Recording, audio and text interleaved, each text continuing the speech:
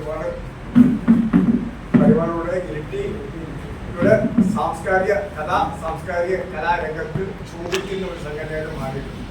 അപ്പം ഈ വേദി ഏറ്റവും സമ്പദ്സമൃദ്ധമായ ഒരു വേദിയാണ്. അപ്പൊ ഇതില് സാധാ ആശംസിക്കുന്ന നമ്മുടെ ഇരട്ടി ആർട്സ് ആൻഡ് കൾച്ചറൽ ഫോറത്തിന്റെ സെക്രട്ടറി സന്തോഷ് കൊയ്റ്റിയാണ്. സ്നേഹപൂർവ്വം ഈ വേദിയിൽ അദ്ദേഹത്തെ സ്വാഗതം ആശംസിക്കാൻ വേണ്ടി ക്ഷണിക്കുകയാണ്.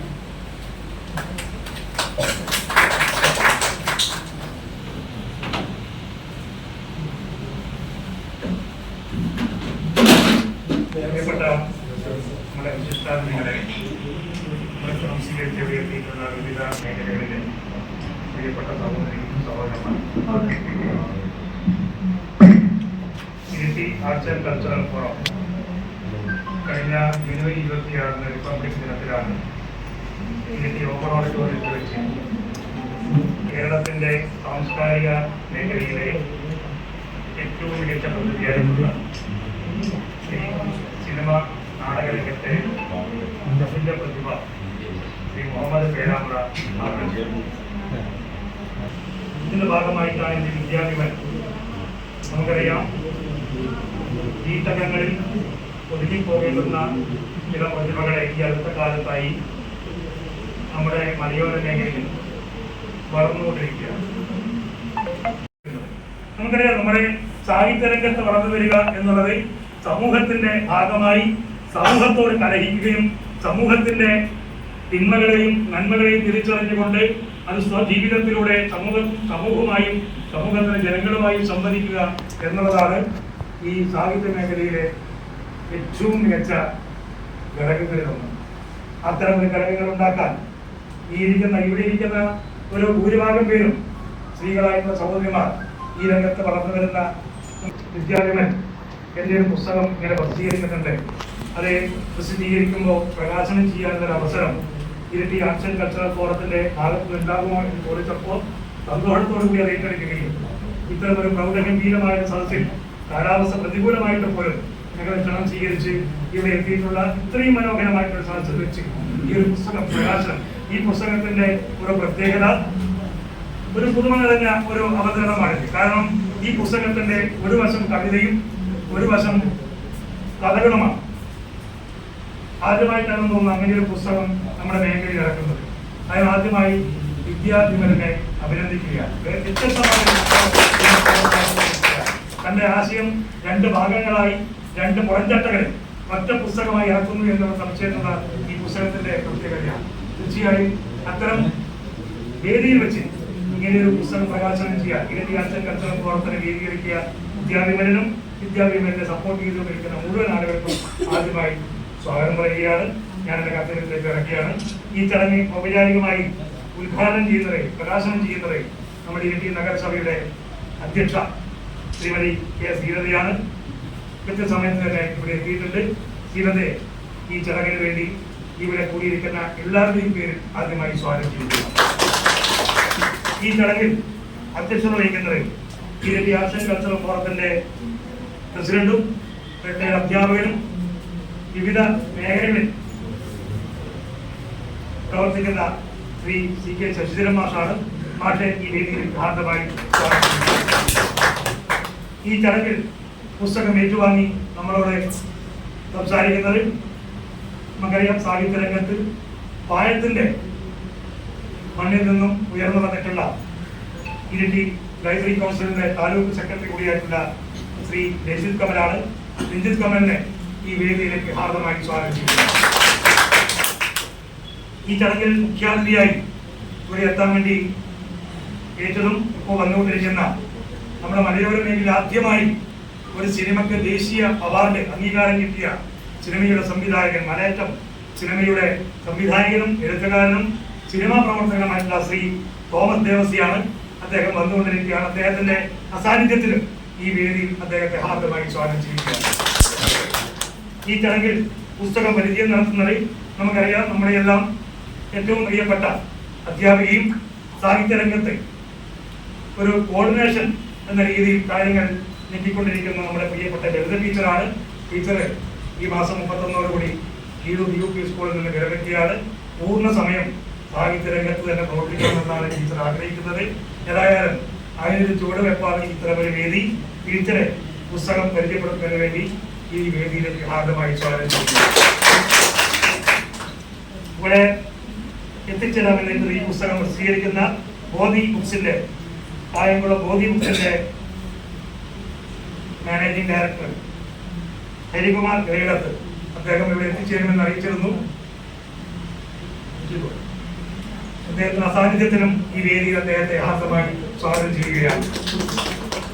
വളർന്നുകൊണ്ടിരിക്കുന്ന ശ്രീമതി ദീപ തോമസ് ഈ ചടങ്ങിൽ ആശംസ നേർന്നുകൊണ്ട് സംസാരിക്കുന്നുണ്ട്. അദ്ദേഹം എത്തിയിട്ടുണ്ട്. ശ്രീമതി ദീപ തോമസിനെയും ഈ വേദിയിലേക്ക് ഹാർദമായി സ്വാഗതം ചെയ്യുന്നു. ശ്രീമതി ബീന പീസ നമ്മുടെ മേഖലയിലെ ഏറ്റവും പരിചിതമായിട്ടുള്ള ഒരു പേരാണ്. സാഹിത്യ സാംസ്കാരിക രംഗത്തും അതുപോലെ സിവിൽ സർവീസിലും പ്രവർത്തിച്ചുകൊണ്ടിരിക്കുന്ന ശ്രീമതി ബീന പീസയെ ഈ വേദിയിലേക്ക് ആദ്യമായി സ്വാഗതം. ശ്രീ മനോജ് അത്തിത്തട്ട് ഞങ്ങളുടെ സംഘടനയുടെ ട്രഷററും വളർന്നു വരുന്ന യുവ സാഹിത്യകാരനുമാണ്. അദ്ദേഹവും ഇവിടെ എത്തിച്ചേരാമെന്ന് അറിയിച്ചിട്ടുണ്ട്. അസാന്നിധ്യത്തിൽ അദ്ദേഹത്തെയും ഈ വേദിയിലേക്ക് ഹാർദമായി സ്വാഗതം ചെയ്യുകയാണ്. അതോടൊപ്പം തന്നെ വനിതകളുടെ സാംസ്കാരിക കൂട്ടായ്മയായിട്ടുള്ള സമന്വയ കലാസാഹിത്യ വേദിയുടെ ഭാരവാഹിയും നമ്മുടെ സംഘടനയുടെ അംഗവുമായിട്ടുള്ള ശ്രീമതി പ്രീത ബാബു, ശില്പി ശ്രീമതി വിദ്യാവിമലാണ്. വിദ്യാവിമലിനെയും ഈ വേദിയിലേക്ക് ഹാർദമായി സ്വാഗതം ചെയ്യുക. ഈ ചടങ്ങിൽ നന്ദി അർപ്പിച്ച് സംസാരിക്കുന്നത് നമ്മുടെ സംഘടനയുടെ വൈസ് പ്രസിഡന്റ് ശ്രീ കെ ശിവദാസനാണ്. അദ്ദേഹത്തെയും ഈ വേദിയിലേക്ക് ഹാർദമായി സ്വാഗതം ചെയ്യുകയാണ്. അതുപോലെ തന്നെ നമ്മുടെ ക്ഷണം സ്വീകരിച്ച് ഒട്ടേറെ തിരക്കുകൾക്കിടയിലും നമുക്കറിയാം ഞായറാഴ്ച എന്ന് പറയുന്നത് ഒരു ഒഴിവുള്ള ദിവസമാണെങ്കിലും ഏറ്റവും ഒഴിവില്ലാത്ത ദിവസമായി ഇപ്പോൾ ഞായറാഴ്ച മാറിയിരിക്കുകയാണ്. എങ്കിൽ കൂടി എല്ലാ തിരക്കുകളും മാറ്റി വെച്ചുകൊണ്ട് ഞങ്ങളെ ക്ഷണം സ്വീകരിച്ച് ഈ ഒരു ചടങ്ങിൽ ചേർന്നിട്ടുള്ള മുഴുവൻ ആളുകളെയും സ്വാഗതം ചെയ്തുകൊണ്ട് ഈ ചടങ്ങിന്റെ അധ്യക്ഷപദം അലങ്കരിക്കുന്നതിന് വേണ്ടി ശ്രീ CK ശശിധരൻ മാഷെ ക്ഷണിച്ചുകൊണ്ട് ഞാൻ എൻ്റെ സ്വാഗതഭാഷണം നിർത്തുന്നു. നന്ദി, നമസ്കാരം.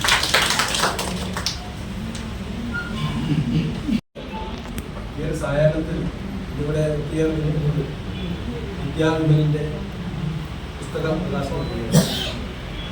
നമുക്കറിയാം, ഇവിടെ ഇരിക്കുന്ന വേദിയിലും സദസ്സിലുമായിരിക്കുന്ന പലരും സാഹിത്യകാരന്മാരാണ്, എഴുത്തുകാരന്മാരാണ്, നമുക്കൊക്കെ സുപരിചിതരാണ്. ഈ ഒരു മനോഹരമായ സായാഹ്നത്തിൽ നമുക്ക് ഒത്തുചേരാനായിട്ട് ഏറെ അഭിമാനപ്പെടുകയാണ്. KD ആർട്സ് ആൻഡ് കൾച്ചർ ഫോറത്തിന്റെ രണ്ടാമത് പുസ്തക പ്രകാശനമാണ് ഇവിടെ നടക്കായി. KD ആർട്സ് ആൻഡ് കൾച്ചർ ഫോറത്തെ സംബന്ധിച്ച് പറഞ്ഞാൽ രൂപീകൃതമായിട്ട് ഏറെ കാലമൊന്നും ആയില്ലെങ്കിലും വളരെ വ്യത്യസ്തമായ പ്രവർത്തനങ്ങളിലൂടെ മുന്നോട്ട് പോകുന്നു. വളർന്നു വരുന്ന കലാകാരന്മാരും സാഹിത്യകാരന്മാരും ഒക്കെ അവരൊക്കെ കഴിവുകൾ പരിപോഷിപ്പിക്കാൻ വേണ്ടിയുള്ള പ്ലാറ്റ്ഫോമായി ഇത് വർദ്ധിച്ചുകൊണ്ടിരിക്കുകയാണ്. നമുക്കറിയാം, ഇന്ത്യ മേഖലയിൽ തന്നെ ഒരുപാട് എഴുത്തുകാരും കലാകാരന്മാരും നിറവേറ്റുകൊണ്ടിരിക്കുകയാണ്. നിലവിലുണ്ട്. ഒപ്പം തന്നെ പുതിയ പുതിയ സ്വന്തം ഇല്ലത്തിന് മുന്നിൽ ഒരു നാടകം അവതരിപ്പിക്കുന്നു.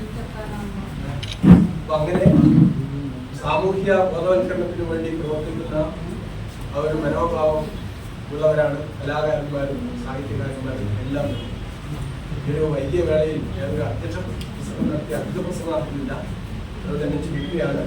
ഇവിടെ ചടങ്ങ് ധന്യമാക്കേണ്ടതുണ്ട്. ഇന്നിവിടെ ഈ പുസ്തക പ്രകാശനം നിർവഹിക്കുന്നത് ശ്രീമതി K. ശ്രീലത, ചെയർപേഴ്സൺ. ഇവിടെ ഇരിട്ടി നഗരസഭ എല്ലാവർക്കും സുപരിചിതയാണ്. പുസ്തകം ഏറ്റുവാങ്ങാനായി ഇവിടെ സന്നിഹിതനായിരിക്കുന്നത് Ranjith Kamal, taluk library council secretary കൂടിയാണ്. വിദ്യാവിമലിന്റെ പുസ്തകം തന്നെ പ്രകാശനം ചെയ്യുന്നതിന് 2-3 മാസമായി അതിൻ്റെ പുറകെ തന്നെയായിരുന്നു. നമ്മൾ ഓൺലൈനിൽ കൂടി ഒരു പ്രകാശന പരിപാടി നടത്തിയായിരുന്നു. അപ്പോൾ തന്നെ അറിയാം, അതിൽ ആൾക്കാരൊക്കെ അതത്ര സന്തോഷത്തോടെയാണ് ഇത് ഏറ്റെടുത്തത്.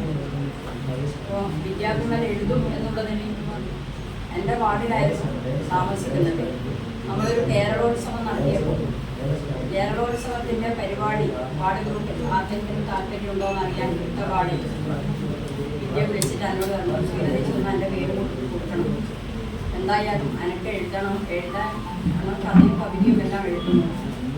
നോക്കുമ്പോൾ കേരളോത്സവത്തിന് കുറേ ആൾ നമ്മളെടുത്ത പരിപാടിയാണെങ്കിൽ അതിൽ അത് വീട്ടിൽ വാങ്ങി ഏറ്റവും സന്തോഷമായിരുന്നു. അപ്പോൾ വാർഡിന് 3 വർഷമായിട്ട് ആദ്യമായിട്ടാണ് ഇങ്ങനെയൊരു കേരളോത്സവത്തിന് സമ്മാനം വാങ്ങാൻ വിദ്യ തയ്യാറായി മുന്നോട്ട് വന്നത്. ഞാൻ അവളോട് ചോദിക്കുകയും ചെയ്തു, ഇത്ര 2-3 വർഷമായിട്ട് ഇത്രകാലം എനിക്കെന്നത് തോന്നായിരുന്നു ഒരു പരിപാടിക്ക് പങ്കെടുക്കണം. പക്ഷെ അത്രയൊരു സന്തോഷത്തിലാണ് നമ്മൾ. ഒരാളെ ഇപ്പോൾ സന്തോഷ് വിദ്യാനെ പറഞ്ഞു, കോവിഡിൻ്റെ സമയത്ത് നമുക്ക് എന്തൊക്കെ നേട്ടങ്ങളാണ് തന്നിട്ടുള്ളത്. കുറേ ആൾക്കാരെ മനസ്സിലാക്കാൻ ആ സമയത്താണ് നമുക്ക് ഈ അഭിരുചിയിലും പെടുന്നവർ ഒരു കൂട്ടായ്മയിലൂടെയാണ് നമ്മൾ ഇതേപോലെ സംഘടിപ്പിക്കുന്നത്. എന്തായാലും ഇതുപോലെയുള്ള ആർട്സ് ആൻഡ് കൾച്ചർ ഫോറത്തിൽ ഇവിടെയുള്ള നേട്ടം തന്നെയാണ്. മേലെ സ്റ്റാൻഡല്ലേ പാലത്തിൻ്റെ അടുത്തോട്ട് വരാം. ഇരട്ടിപ്പാലമില്ലേ, ഇരട്ടിപ്പാലത്തിൻ്റെ ഇങ്ങോട്ട് വരുമ്പോൾ തറവാട് റെസിഡൻസ് എന്ന് പറഞ്ഞിട്ട് വരുമ്പോൾ ഞാൻ അങ്ങോട്ട് വരാം. ആ ഓക്കെ, ഇങ്ങ് മേലോട്ട് വരണം, ഇരട്ടിപ്പാലത്തിന് ഇങ്ങോട്ട് വരണം. ഞാൻ കൂട്ടാൻ വരാം. അപ്പം ആ മാമനാട് നിന്നോ, ആ സ്റ്റാൻഡിലവിടെ നിന്ന് ഞാൻ അങ്ങോട്ട് കൂട്ടാൻ വരാം. വണ്ടി എടുത്ത് തരാം. അപ്പോൾ അതേപോലെ കലാകാരന്മാരുടെ ഒരു വലിയ കൂട്ടായ്മയാണ് നമ്മൾ ഇതേപോലെ സംഘടിപ്പിച്ച് അവരുടെ ഒരു പ്രോത്സാഹനത്തിലൂടെ നമ്മളെല്ലാം ഒരു സപ്പോർട്ട് നമുക്ക് ഉണ്ടാകുമ്പോൾ എത്രയോ ആൾക്കാർ ലോകത്തിൻ്റെ വന്നുകൊണ്ടിരിക്കുകയാണ്. അതിന് നമ്മളെല്ലാം ഞാൻ കൂട്ടമാവിനെ കൂട്ടിയിട്ട് തരാം. ഇപ്പം പറ്റുമോ? കഴിയണമെന്നാണ് അമ്മേൻ്റെ കഥയും കവിതയും എല്ലാം ഉൾക്കൊള്ളിച്ചുകൊണ്ട് വിദ്യാവിനൽ എഴുതിയ പുസ്തകത്തിന് ഏറ്റവും നല്ല അഭിനന്ദനങ്ങൾ നേർന്നുകൊണ്ട് ഈ പരിപാടി ഉദ്ഘാടനം ചെയ്യാൻ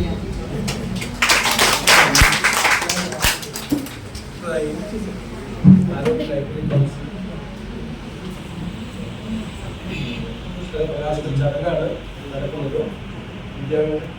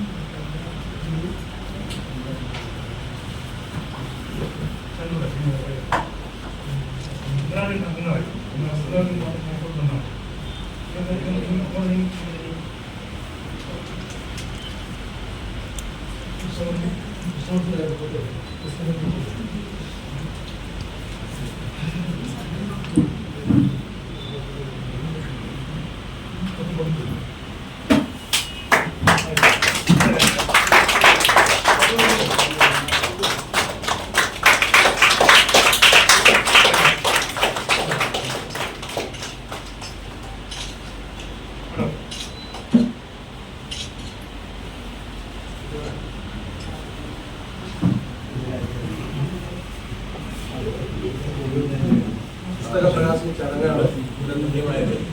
ശേഷം ഇവിടെ Alur library council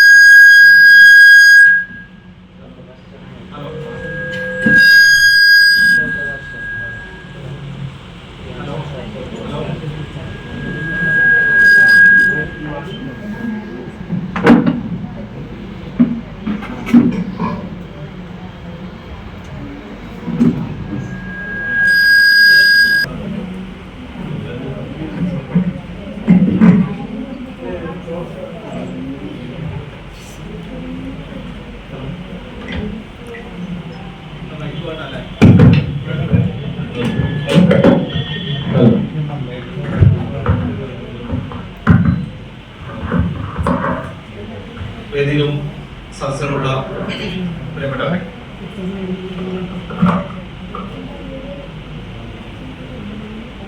Babu Jacob കോളിക്കടവിന്റെ ആദ്യത്തെ പുസ്തകം പ്രകാശനം ചടങ്ങിന്റെ സ്വാഗത പ്രാസംഗികൻ മനോഹരൻ കൈതപ്പുറമായിരുന്നു. മനോഹരേട്ടനെ പ്രത്യേകമായി നിങ്ങൾക്കാർക്കും പരിചയപ്പെടുത്തേണ്ടതില്ല എന്നാണ് എനിക്ക് കരുതുന്നത്. മനോഹരേട്ടൻ എന്ന് പറഞ്ഞത്, സ്വാഗത പ്രസംഗത്തിൽ പറഞ്ഞത്, ഇരട്ടിയിൽ പുസ്തക പ്രകാശനം നീലക്കുറിഞ്ഞി പൂക്കുന്നത് പോലെയാണ്. ഒരു 9 വർഷങ്ങൾക്ക് മുൻപാണ് നീലക്കുറിഞ്ഞി പൂക്കുന്നത് പോലെയാണ് ഇരട്ടിയിൽ പുസ്തക പ്രകാശനം നടത്തുന്നത് എന്ന് പറഞ്ഞുകൊണ്ടാണ് മനോഹരൻ കൈതപ്പുറം സ്വാഗത പ്രസംഗം ആരംഭിച്ചത്. ഇന്ന് സന്തോഷ് പോയിട്ട് സ്വാഗതം പറയുമ്പോൾ നിങ്ങൾ എല്ലാവരും കേട്ടിട്ടുണ്ടാവും. മനോജ് അത്തിത്തട്ടിനെ കുറിച്ച് പറയുന്നു, ദീപ തോമസിനെ കുറിച്ച് പറയുന്നു, അങ്ങനെ കുറേയേറെ പേരുകൾ ഇങ്ങനെ തുടർച്ചയായി പറയുകയാണ്. കഴിഞ്ഞ ദിവസം ഷൈനി ടീച്ചർ പ്രകാശനം ചെയ്തിട്ട് ഒരു പുസ്തകം ഏറ്റുവാങ്ങുമ്പോൾ എന്നോട് ടീച്ചർ ചോദിച്ചത്, 9 വർഷമായി നിന്റെ പുസ്തകം ഞാൻ പ്രകാശനം ചെയ്തിട്ട് എന്താ നീ എന്റെ പുതിയ പുസ്തകങ്ങളൊന്നും കാണുന്നില്ലല്ലോ എന്ന് ടീച്ചർ എന്നോട് ചോദിച്ചു. അപ്പൊ ഞാൻ പറഞ്ഞത്, ദീപ തോമസ് എഴുതുന്നു, ബീന ട്രീസി എഴുതുന്നു, അജയനുണ്ട്. അപ്പൊ ഇവരുടെ എല്ലാം എഴുത്ത് കാണുമ്പോൾ എന്റെ എഴുത്ത് അതിനേക്കാൾ മെച്ചപ്പെടേണ്ടതുണ്ട് എന്ന ബോധ്യത്തിൽ നിന്നുകൊണ്ടാണ് എന്റെ പുതിയ പുസ്തകം വരുന്നത്. ഇപ്പൊ ബാബുവേട്ടൻ, തലച്ചങ്ങാട് ബാബുവേട്ടന്റെ നോവൽ ഇങ്ങനെ പതിപ്പുകൾ പിന്നിട്ട് മുന്നോട്ടേക്ക് പോയിക്കൊണ്ടിരിക്കുക, ആളുകൾ വായിക്കുകയും ചർച്ച ചെയ്തുകൊണ്ടിരിക്കുക. അപ്പൊ നമ്മുടെ പരിസരത്ത് എഴുത്ത് ഇങ്ങനെ കൂടിക്കൂടി വരികയാണ്, എഴുത്തുകൾ രൂപപ്പെട്ട് വരികയാണ്, എഴുത്തുകാർ രൂപപ്പെട്ട് വരികയാണ്.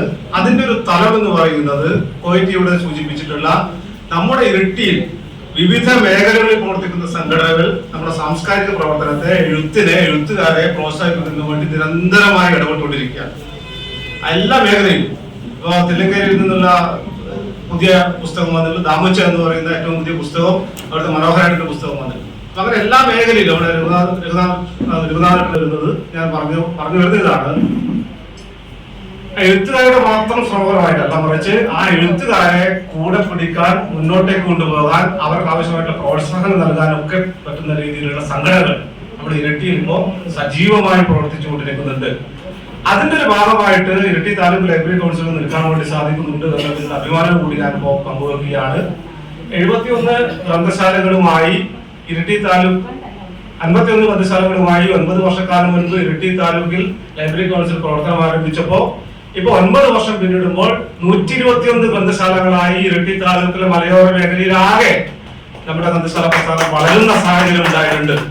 ആ ഒരു സാഹചര്യവും നമ്മുടെ ഈ ഇരിക്കുന്ന ഞാൻ പേര് പറഞ്ഞിട്ടുള്ള മിക്കവാറും എഴുത്തുകാരെല്ലാം നമ്മുടെ മലയോര മേഖലയിലെ ഗ്രന്ഥശാലകളിലും എത്തിച്ചേർന്നിട്ടുള്ള ആളുകളാണ്. വിവിധ പുസ്തക ചർച്ചകൾക്ക്, സംവാദങ്ങൾക്ക്, ഉദ്ഘാടകരായും ഒക്കെ. നമുക്ക് ഒരു 5 മിനിറ്റ് കൂടി കേട്ടു കൊടുത്താലോ? കൊടുത്താൽ ഇതിന്റെ ഒരു അസ്വസ്ഥത ഉണ്ടാവണ്ട, രാത്രി പറയും. അപ്പൊ അതുകൊണ്ട് പിന്നെ ആ ഗ്രന്ഥശാലയിലേക്ക് നമ്മുടെ എഴുത്തുകാർ എത്തിച്ചേർന്നിട്ടുണ്ട്. ഈ എഴുത്തുകാർക്ക് ഗ്രന്ഥശാല സംഘം എന്ന രീതിയിലുള്ള പിന്തുണയും നമുക്ക് നൽകാൻ വേണ്ടി സാധിച്ചിട്ടുണ്ട് എന്നുള്ള അഭിമാനം ഞാൻ പങ്കുവയ്ക്കുകയാണ്. 2 കാര്യം മാത്രമാണ്. ഇപ്പോ നിങ്ങളെല്ലാം ഫഹദ് ഫസലിന്റെ ആവേശം സിനിമ കണ്ടിട്ടുള്ളവരാണ് എന്ന് എനിക്കറിയാം. അതിനകത്തെ കരിങ്കാളിയല്ലേ എന്നുള്ള ആ ഭാഗം ഒരു പറയാമല്ലേ, കരിങ്കാളിയല്ലേ എന്നുള്ള പാട്ടിനകത്ത് പിന്നെ ഫഹദ് ഫസലിന്റെ ഒരു പ്രത്യേകത എന്തായാലും പറയാറില്ല, ഒരു സംഭവം ഉണ്ടല്ലോ, ഇപ്പൊ റീലായിട്ട് അറിയിക്കുന്നുണ്ടല്ലോ അല്ലെ എന്ന് പറഞ്ഞതുപോലെയാണ്. ഞാൻ ഈ പുസ്തകം എടുത്ത് കയ്യിലെടുത്തപ്പോ ഒരു ഭാഗത്ത് കരടും മറ്റൊരു ഭാഗത്ത് നോവുമായിട്ട് നിൽക്കുകയാണ്. അപ്പൊ മനസ്സിലായില്ലേ? ഇപ്പൊ മനസ്സിലായില്ലേ എന്താ പറഞ്ഞത്? ഞാനിത് വായിച്ചു നോക്കുമ്പോ ഒരു ഭാഗത്ത് കവിതകളാണ്, ഒരു ഭാഗത്ത് കഥകളാണ്. ഇപ്പൊ കഥകളെ കുറിച്ച് വിദ്യാഭ്യാസം പറയുന്നത് ഞാൻ ലളിത ടീച്ചറുടെ അവസരം നഷ്ടപ്പെടുത്തുന്ന ടീച്ചർ ഞാൻ അങ്ങനെ പറഞ്ഞു പോലും. പക്ഷെ അതിനകത്ത് പറയുന്നത് എന്റെ അനുഭവങ്ങളിൽ നിന്നാണ് എന്റെ കഥ രൂപപ്പെട്ടത്. എന്നിട്ട് പറയാണ്, എനിക്ക് ദൈർഘ്യമേറിയ മൗനങ്ങളുണ്ട്, ആ മൗനങ്ങളിൽ നിന്നാണ് എന്റെ കഥ രൂപപ്പെട്ടത്. അനുഭവങ്ങളിൽ നിന്നും മൗനങ്ങളിൽ നിന്നുമാണ് എന്റെ കഥ രൂപപ്പെട്ടത് എന്നാണ് വിദ്യാഭ്യാസം പറയുന്നത്. അപ്പൊ അത് നമ്മള് എന്നാ പിന്നെ നാളെ മുതൽ ഞാനും കുറച്ചു നേരം മൗനത്തിൽ ഇരിക്കാം, ചിലപ്പോൾ എഴുത്തു വരുമെങ്കിൽ എന്നാണെങ്കിൽ. ഇപ്പൊ അബൂക്കിയൊക്കെ ദീർഘമൗനത്തിൽ നിന്നിട്ട് വലിയ ശില്പം രൂപപ്പെടുത്തിയ ആളാണ്. ഒത്തിൽ അല്ലെ വേരുകളിൽ നിന്ന് വലിയ ശില്പങ്ങൾ ഉണ്ടാക്കിയെടുക്കുന്ന ആളാണ് നമുക്ക്. ഞാൻ പറഞ്ഞു വന്നത്, അപ്പോ ഓർമ്മകളിൽ നിന്നും അനുഭവങ്ങളിൽ നിന്നും മൗനങ്ങളിൽ നിന്നുമാണ് എന്റെ എഴുത്ത് എന്ന് പറഞ്ഞുകൊണ്ട് സ്വയം അടയാളപ്പെടുത്തിക്കൊണ്ട് നമ്മുടെ കൂട്ടത്തിലേക്ക് വിദ്യാവിപുലം വരികയാണ്. ഞാൻ 10ാം ക്ലാസ് പഠിച്ചിട്ടില്ല, പക്ഷെ 10ാം ക്ലാസ് തുല്യത എഴുതി പാസ്സാവും, അതിനുശേഷം +2 എഴുതി പാസ്സാവും, അതിനുശേഷം ഞാൻ ഡിഗ്രി എടുക്കും, എന്നിട്ട് ഞാൻ വക്കീലായി എൻറോൾ ചെയ്തിട്ട് ഞാൻ പ്രാക്ടീസ് നടത്തുമെന്ന് പറഞ്ഞ ഒരു എഴുത്തുകാരി നമ്മുടെ കൂട്ടത്തിലിരിക്കുന്നത് നമ്മൾ ജാരി ചേച്ചി. ഞാൻ പറഞ്ഞത് SLC പരീക്ഷയ്ക്ക് പഠിക്കുന്ന സമയത്ത്, ഈ തുല്യതക്ക് പഠിക്കുന്ന സമയത്താണ് ഞാൻ ജാരി ചേച്ചി അങ്ങനെ പഠിക്കുന്നത് എന്റെ ശ്രദ്ധയിൽപ്പെട്ടില്ല, അറിയിട്ടില്ല. പക്ഷെ പോകുമ്പോൾ ഇങ്ങനെ ക്ലാസ്സിലിരിക്കില്ല, തുല്യത ക്ലാസ്സിലിരിക്കില്ല ജാരി ചേച്ചി. അപ്പൊ ജാരി ചേച്ചിയോട് പിന്നീട് ഞാൻ സ്വകാര്യം സംസാരിക്കുമ്പോഴാണ് പറഞ്ഞത് എനിക്ക് വക്കീലാണോ. വക്കീലാണെന്ന് പറഞ്ഞാൽ പിന്നെ അതിന് നമ്മൾ പിന്തുണ കൊടുക്കണ്ടേ? ജാനകേശിന്റെ പുറകെ തന്നെ ഞാനും പോകും. അതിപ്പം ഡിഗ്രി പ്ലസ് 2 കഴിഞ്ഞിട്ട് ഇപ്പൊ ഡിഗ്രി അല്ലേ, ഡിഗ്രിക്ക് പോകാൻ വേണ്ടി പോകും. അപ്പം വക്കീലാവുന്ന പ്രതീക്ഷിക്കാം. ഞാൻ പറഞ്ഞു വരുന്നത് ഇങ്ങനെ അനുഭവങ്ങൾ ഓരോരുത്തർക്കും വ്യത്യസ്തമായിട്ട് അനുഭവങ്ങളുണ്ട്. അതിൽ നിന്നാണ് ഈ കഥകൾ രൂപപ്പെട്ട് വരുന്നത്. അപ്പോൾ ഇതിനകത്ത് പറയുന്ന കുറെ കാര്യങ്ങളിൽ ഒന്ന് അങ്ങനെ എല്ലാ കഥകളിലൂടെയും പോകുന്നില്ല. പക്ഷെ ആഴത്തിൽ വേരൂന്നിയാൽ പറിച്ചു മാറ്റാൻ പറ്റാത്ത ചിലതുണ്ട് എന്ന് പറയുന്ന കഥയുണ്ട് ഇതിനകത്ത്. ആഴത്തിൽ വേരൂന്നിയാൽ അത് പറിച്ചു മാറ്റാൻ പറ്റാത്ത ചിലതുണ്ട്. പൗലോ കൊയ്ലോ എന്ന് പറയുന്ന വിഖ്യാതനായിട്ടുള്ള നോവലിസ്റ്റ്, നൊബേൽ സമ്മാന ജേതാവ് എഴുതിയിട്ടുള്ള ആൽക്കെമിസ്റ്റ് എന്ന പുസ്തകത്തിനകത്ത് പറയുന്ന ഒരു വാചകമുണ്ട്. നമുക്ക് വേണമെങ്കിൽ ഇതിനെ അതുമായി കൂട്ടി ചേർക്കാൻ വേണ്ടി പറ്റുന്ന ഒരു വാചകമാണ്. നടപ്പാക്കാൻ തക്ക സ്വപ്നം നിങ്ങൾക്കുണ്ടെങ്കിൽ ആ സ്വപ്നം നടപ്പാക്കാൻ ലോകം നിങ്ങൾക്ക് വേണ്ടി ഗൂഢാലോചന നടത്തും എന്ന് പറയുന്ന ഒരു വാചകമുണ്ട്. അപ്പൊ ആ വാചകത്തെ നമുക്ക് ഇതുമായി നമുക്ക് കൂട്ടിച്ചേർത്താൽ ആഴത്തിൽ ഉറച്ചുപോയ ചിലത്, ആഴത്തിൽ വേരൂന്നിയ ചിലത് നമുക്ക് പറിച്ചു മാറ്റാൻ വേണ്ടി പറ്റില്ല. അത് ഒരു ആഗ്രഹമാണെങ്കിൽ ആ ആഗ്രഹം അത് നടപ്പാക്കാൻ വേണ്ടിയിട്ട് നിരന്തരമായിട്ട് പരിശ്രമം നമുക്ക് എല്ലാവർക്കും ഉണ്ടാവേണ്ടതുണ്ട് എന്ന് പറയുന്ന കഥ ഇതിനകത്തുണ്ട്. ഈ കഥകളെ പൊതുചിത്രം എന്ന് പറയുന്നത് ആശങ്കകളാണ്. കുറേയേറെ ആശങ്കകൾ പങ്കുവെക്കുന്ന കഥകളുണ്ട്. മറ്റൊന്ന് നമ്മുടെ ജീവിതത്തിലെ പ്രാരാബ്ദങ്ങൾ, പ്രശ്നങ്ങൾ, വിഷമങ്ങൾ ഇതൊക്കെ പങ്കുവെക്കുന്ന കഥകൾ ഇതിനകത്തുണ്ട്. അനുഭവങ്ങളുണ്ട്. സ്വന്തം കുട്ടിയുടെ പിറവി മുതൽ, സ്വന്തം കുഞ്ഞിന്റെ പിറവി മുതൽ അവരുടെ വളർച്ച ഉൾപ്പെടെ പങ്കുവെക്കുന്ന കഥകൾ ഇതിനകത്തുണ്ട്. മറ്റൊന്ന് ഈ ചില കഥകൾ ആരംഭിക്കുന്നത് തന്നെ ഒരു സ്റ്റേറ്റ്മെന്റിലാണ്. ഈ കഥകൾ ചിലത് അവസാനിക്കുന്നതും പ്രത്യേകമായിട്ട് ഒരു സ്റ്റേറ്റ്മെന്റിൽ ആരംഭിക്കുകയും അവസാനിക്കുകയും ചെയ്യുന്ന കഥകൾ ഇതിനകത്തുണ്ട്. അത് ഒരു കാര്യം വളരെ സാധാരണഗതിയിൽ നമ്മൾ പറയുന്ന ചില വാചകങ്ങളാണ് അതിനകത്ത് സ്റ്റേറ്റ്മെന്റ് ആയിട്ട് ആരംഭിക്കുന്നത്. എല്ലാ കാര്യങ്ങളും എല്ലാവരോടും പറയരുത് എന്നത് സാമാന്യമായി നമ്മൾ എല്ലാവരും പറയുന്ന കാര്യമാണ്. പക്ഷെ അത് തന്റെ ഒരു കഥയുടെ ഒരു ആരംഭമായിട്ട് പറഞ്ഞുകൊണ്ട് സ്റ്റേറ്റ്മെന്റ് ആയി വെച്ചുകൊണ്ടാണ് കഥ പിന്നീട് മുന്നോട്ടേക്ക് പോകുന്നത്. അത്തരത്തിലുള്ള കഥ ഇതിനകത്തുണ്ട്. അവഗണനയെ കുറിച്ച് വിശദമായിട്ട് മുഖംമൂടികൾ കൊണ്ട് വേഷം കെട്ടിയാടുന്ന കോമാളികളാണ് നമ്മളിൽ പലരും എന്ന് പറയുന്ന ഒരു കവിത ഇതിനകത്ത്. കഥകളെ കുറിച്ചാണ് പറഞ്ഞത്. ഒരു കവിത അവസാനിക്കുന്നത് ഇങ്ങനെയാണ്: മുഖംമൂടികൾ കൊണ്ട് വേഷം കെട്ടിയാടുന്ന കോമാളികളാണ് നമ്മളിൽ പലരും എന്ന് പറഞ്ഞ് അവസാനിക്കുന്ന കവിതയുണ്ട്. നമുക്കറിയാം, നമ്മളെല്ലാവരും പല വേഷങ്ങൾ ആടിക്കൊണ്ടിരിക്കുന്നവരാണ് എന്ന് നമുക്കറിയാം. തൊട്ടാവാടി എന്ന് പറയുന്ന ഒരു കവിതയുണ്ട്. ഈ കവിതകളിൽ ഏറ്റവും ശ്രദ്ധേയമായിട്ടുള്ള ഒരു കവിത, അല്ലെങ്കിൽ കുറച്ചുകൂടി ആഴത്തിൽ പരിശോധിക്കേണ്ട ഒരു കവിത തൊട്ടാവാടിയാണ് എന്നാണ് ഞാൻ കരുതുന്നത്. അതിനകത്ത് ഏറ്റവും അവസാനത്തെ 2 വരി, ആ തൊട്ടാവാടി എന്ന് പറയുന്ന കവിതയുടെ ഏറ്റവും അവസാനത്തെ 2 വരിയാണ് ഞാനത് ഏറ്റവും ശ്രദ്ധേയമായിട്ടുള്ള കവിതയാണ് എന്ന് പറയാൻ വേണ്ടി കാരണം. അത് പ്രതികരിക്കുന്ന സ്ത്രീത്വത്തെ നമുക്ക് വായനയിൽ അനുഭവിപ്പിക്കുന്ന ഒരു കവിതയാണ് എന്നാണ് എന്റെ വായന അനുഭവത്തിൽ നിന്ന് ഞാൻ മനസ്സിലാക്കിയത്. ഞാൻ അതിന്റെ വിശദാംശങ്ങളിലേക്ക് പോകുന്നില്ല. വിദ്യാഭ്യാസം നമുക്കറിയാം. എന്റെ ഭാര്യ, ഇന്നലെ ഞാനിത് ഫേസ്ബുക്കിൽ ഇന്നത്തെ അതുകൂടി പറഞ്ഞ് അവസാനിപ്പിക്കാം. ഞാൻ ഇന്ന് പ്രകാശനത്തിന്റെ പോസ്റ്റ് ചെയ്തപ്പോ രാത്രി ഒരു 10-11 മണിയാകുമ്പോ ഭാര്യ വിളിച്ചിട്ട് ചോദിച്ചു, ആ വിദ്യാഭ്യാമില് ഇങ്ങനെ പുസ്തകമൊക്കെ കഥയൊക്കെ എഴുതുന്നു. ഞാൻ ശരിക്കും എങ്ങനെയാണ് വിദ്യാഭ്യാമിന്റെ പരിചയം? അല്ല, എനിക്ക് പരിചയമുണ്ട്, ഇങ്ങനെ എഴുതുമല്ലോ. വിദ്യാഭ്യാമിലിന്റെ എഴുതിക്കൂടെ എന്നാണ് എന്റെ മറിഞ്ഞത്. അപ്പൊ വിദ്യാഭ്യാമിലിന്റെ യൂട്യൂബിലെ ഈ ചാനലിന്റെ ആരാധികയാണ് എന്റെ ഭാര്യ. അപ്പൊ ഇവള് വിദ്യാഭ്യാമിൽ ഇങ്ങനെ യൂട്യൂബിൽ ഇങ്ങനെ പാചകകലയൊക്കെ നടത്തുന്ന ഒരാളായിട്ടാണ് കുറെ ആളുകൾ കാണുന്നത്. അപ്പൊ വിദ്യാഭ്യാമിലും എഴുതുമോ എന്നുള്ള ഒരു ചോദ്യം അവിടെ ഇങ്ങനെ വരികയാണ്. അപ്പൊ എഴുത്തിൽ നിനക്ക് ഇടമുണ്ട് എന്ന് തെളിയിക്കുന്ന എഴുത്ത് ഇതിനകത്തുണ്ട്. പക്ഷെ നമുക്കറിയാം, തുടക്കമാണ്. ആ തുടക്കത്തിന്റെ എല്ലാ പരിമിതികളും ഇതിനകത്തുണ്ട്. നല്ല വായനയും തുറന്ന വായനയും പുതിയ അന്വേഷണങ്ങളും നമ്മുടെ എഴുത്തിനെ മുന്നോട്ടേക്ക് കൊണ്ടുപോകുന്നതിന് വേണ്ടിയിട്ടുള്ള ഒരു കരുതലായി കൂടെ വേണം. നല്ല വായനയും കൂടുതൽ പരിശ്രമവും നമുക്ക് എഴുത്തിനകത്ത് പോകണം എന്ന് മാത്രം ചൂണ്ടിക്കാണിച്ചുകൊണ്ട് പ്രിയപ്പെട്ടവരെല്ലാവരും, ഇന്നിവിടെ വന്നിട്ടുള്ള എല്ലാവരും വിദ്യാഭ്യാസത്തിന്റെ ഇപ്പം പ്രകാശനം ചെയ്തിട്ടുള്ള പുസ്തകം, ഇതിന്റെ വില 200 രൂപയാണ് എന്നാണ് ഞാൻ കരുതുന്നത്. ആ പുസ്തകം നിങ്ങൾ എല്ലാവരും വില കൊടുത്ത് വാങ്ങി ഈ ഒരു സംരംഭത്തെ ഇങ്ങനെ ഒരു പുസ്തകവുമായി മുന്നോട്ടേക്ക് വന്നിട്ടുള്ള വിദ്യാർത്ഥികളെ പ്രോത്സാഹിപ്പിക്കാൻ നിങ്ങൾക്ക് എല്ലാവർക്കും സാധിക്കണം. വായിച്ച് നിങ്ങളുടെ നവമാധ്യമങ്ങളിൽ കുറിപ്പുകളിട്ട് നമ്മുടെ കൂട്ടത്തിൽ നിന്ന് ഒരു സ്ത്രീ കൂടി അല്ലെങ്കിൽ പെൺകുട്ടി കൂടി ഇത്തരത്തിൽ എഴുത്തിന്റെ മേഖലയിലേക്ക് വന്നിരിക്കുന്നു. മലയാളത്തിൽ നിന്ന് ഇരിട്ടിയുടെ മലയോരത്തിൽ നിന്ന് തോമസ് ദേവസ്യ ഭാഷ മാത്രമല്ല, ദീപതാമസ ഭാഷ മാത്രമല്ല, ഇങ്ങനെ ലൈനായി നേരത്തെ പറഞ്ഞതുപോലെ തുടർച്ചയായി ആളുകൾ വരുന്നുണ്ട് എന്ന് നമുക്ക് ഇരിട്ടി എന്ന് പറയുന്നത് കലയുടെ സാഹിത്യത്തിന്റെ ഏറ്റവും പ്രധാനപ്പെട്ട ഒരു കേന്ദ്രമായി നമുക്ക് മാറിയിട്ടുണ്ട് എന്ന് ജനങ്ങളിലാകെ എത്തിക്കാൻ സാധിക്കുന്ന രീതിയിൽ ഇടപെടണം എന്ന് മാത്രം ചൂണ്ടിക്കാണിച്ചുകൊണ്ട് പ്രിയപ്പെട്ടവരെ എല്ലാവർക്കും, അതുപോലെ തന്നെ ഈ ചടങ്ങേറ്റെടുത്തിട്ടുള്ള നമ്മുടെ പുതിയ സന്തോഷ് കോയിറ്റിയും ബാബുമാഷും ഒക്കെ നേതൃത്വം കൊടുക്കുന്ന ആർട്സ് ആൻഡ് കൾച്ചറൽ ഫോറത്തിനും എല്ലാവിധ ആശംസകൾ നേർന്നുകൊണ്ട് വിദ്യാഭ്യാസത്തിന്റെ ഈ പുസ്തക പ്രകാശനത്തിൽ ഭാഗമായിക്കൊണ്ട് എല്ലാവരും ആശംസകൾ നേർന്നുകൊണ്ട് ഞാൻ അവസാനിപ്പിക്കുന്നു. പ്രിയപ്പെട്ടവരെ, ഈ പുസ്തക പ്രകാശന ചടങ്ങിൽ നമുക്ക് ഇന്ന് വിശിഷ്ട അതിഥിയായി എത്തിയിരിക്കുന്നത് തോമസ് ദേവസിയാണ്. അദ്ദേഹത്തെ പറ്റി നേരത്തെ സൂചിപ്പിച്ചു, പറയേണ്ട ആവശ്യമില്ല. അദ്ദേഹം നിങ്ങൾക്ക് ഏവർക്കും സുപരിചിതനാണ്. അദ്ദേഹത്തെ സ്നേഹപൂർവ്വം നിങ്ങളെ അഭിമുഖീകരിക്കാൻ വേണ്ടി ക്ഷണിക്കുകയാണ്.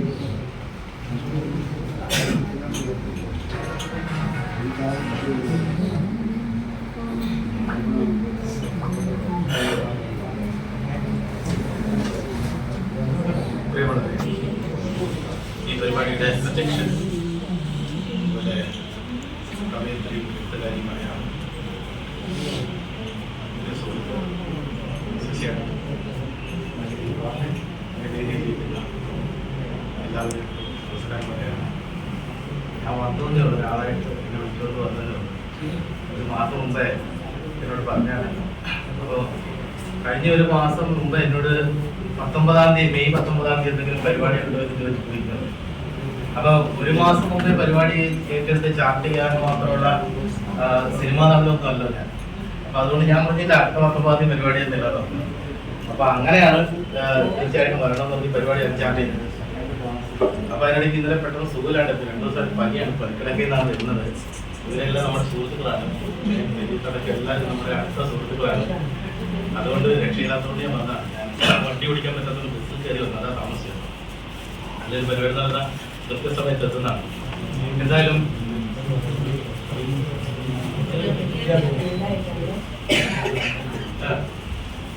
വിദ്യാവിമലിനെ എനിക്കും എന്നെ വിദ്യാവിമലിനും പരിചയമില്ല എന്നാണ് ഞാൻ മനസ്സിലാക്കുന്നത്. എന്റെ സുഹൃത്തിന്റെ വൈഫ് എന്ന നിലയ്ക്കാണ് ഞാൻ മനസ്സിലാക്കുന്നത്. ഈ പറഞ്ഞത് യൂട്യൂബ് ചാനലിന്റെ ചെറിയ പരിപാടികളൊക്കെ കണ്ടിട്ടുണ്ട്, അപ്പോഴെന്നാലും പരിചയമില്ല. പക്ഷെ നന്നായി എഴുതുന്നു എന്ന് മനസ്സിലാക്കി, കഥയും കവിതയും ചേർന്നിട്ടുള്ള പുസ്തകമാണിതെന്നും മനസ്സിലാക്കുന്നു.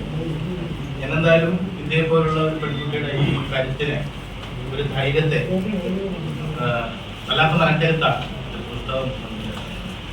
ഞാൻ അതാണ്ട് 2 നോവലുകളും ഒരു 10-15 കഥകളും 2 സിനിമയുടെ സ്ക്രിപ്റ്റും കിട്ടിയെങ്കിലും ഇന്നുവരെ ഇങ്ങനെ അച്ചടിച്ചൊന്നും കാണാനുള്ളൊരു ധൈര്യം, ഒരു പുസ്തകമാക്കി മാറ്റാനുള്ളൊരു ആത്മവീര്യം ഇല്ലാത്തൊരു മനുഷ്യനാണ്.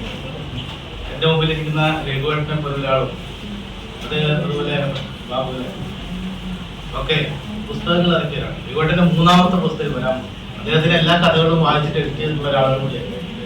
അപ്പൊ അതൊരു ധൈര്യമാണ്, ഒരു ധീരതയാണ്, ചെറിയ കാര്യമല്ല.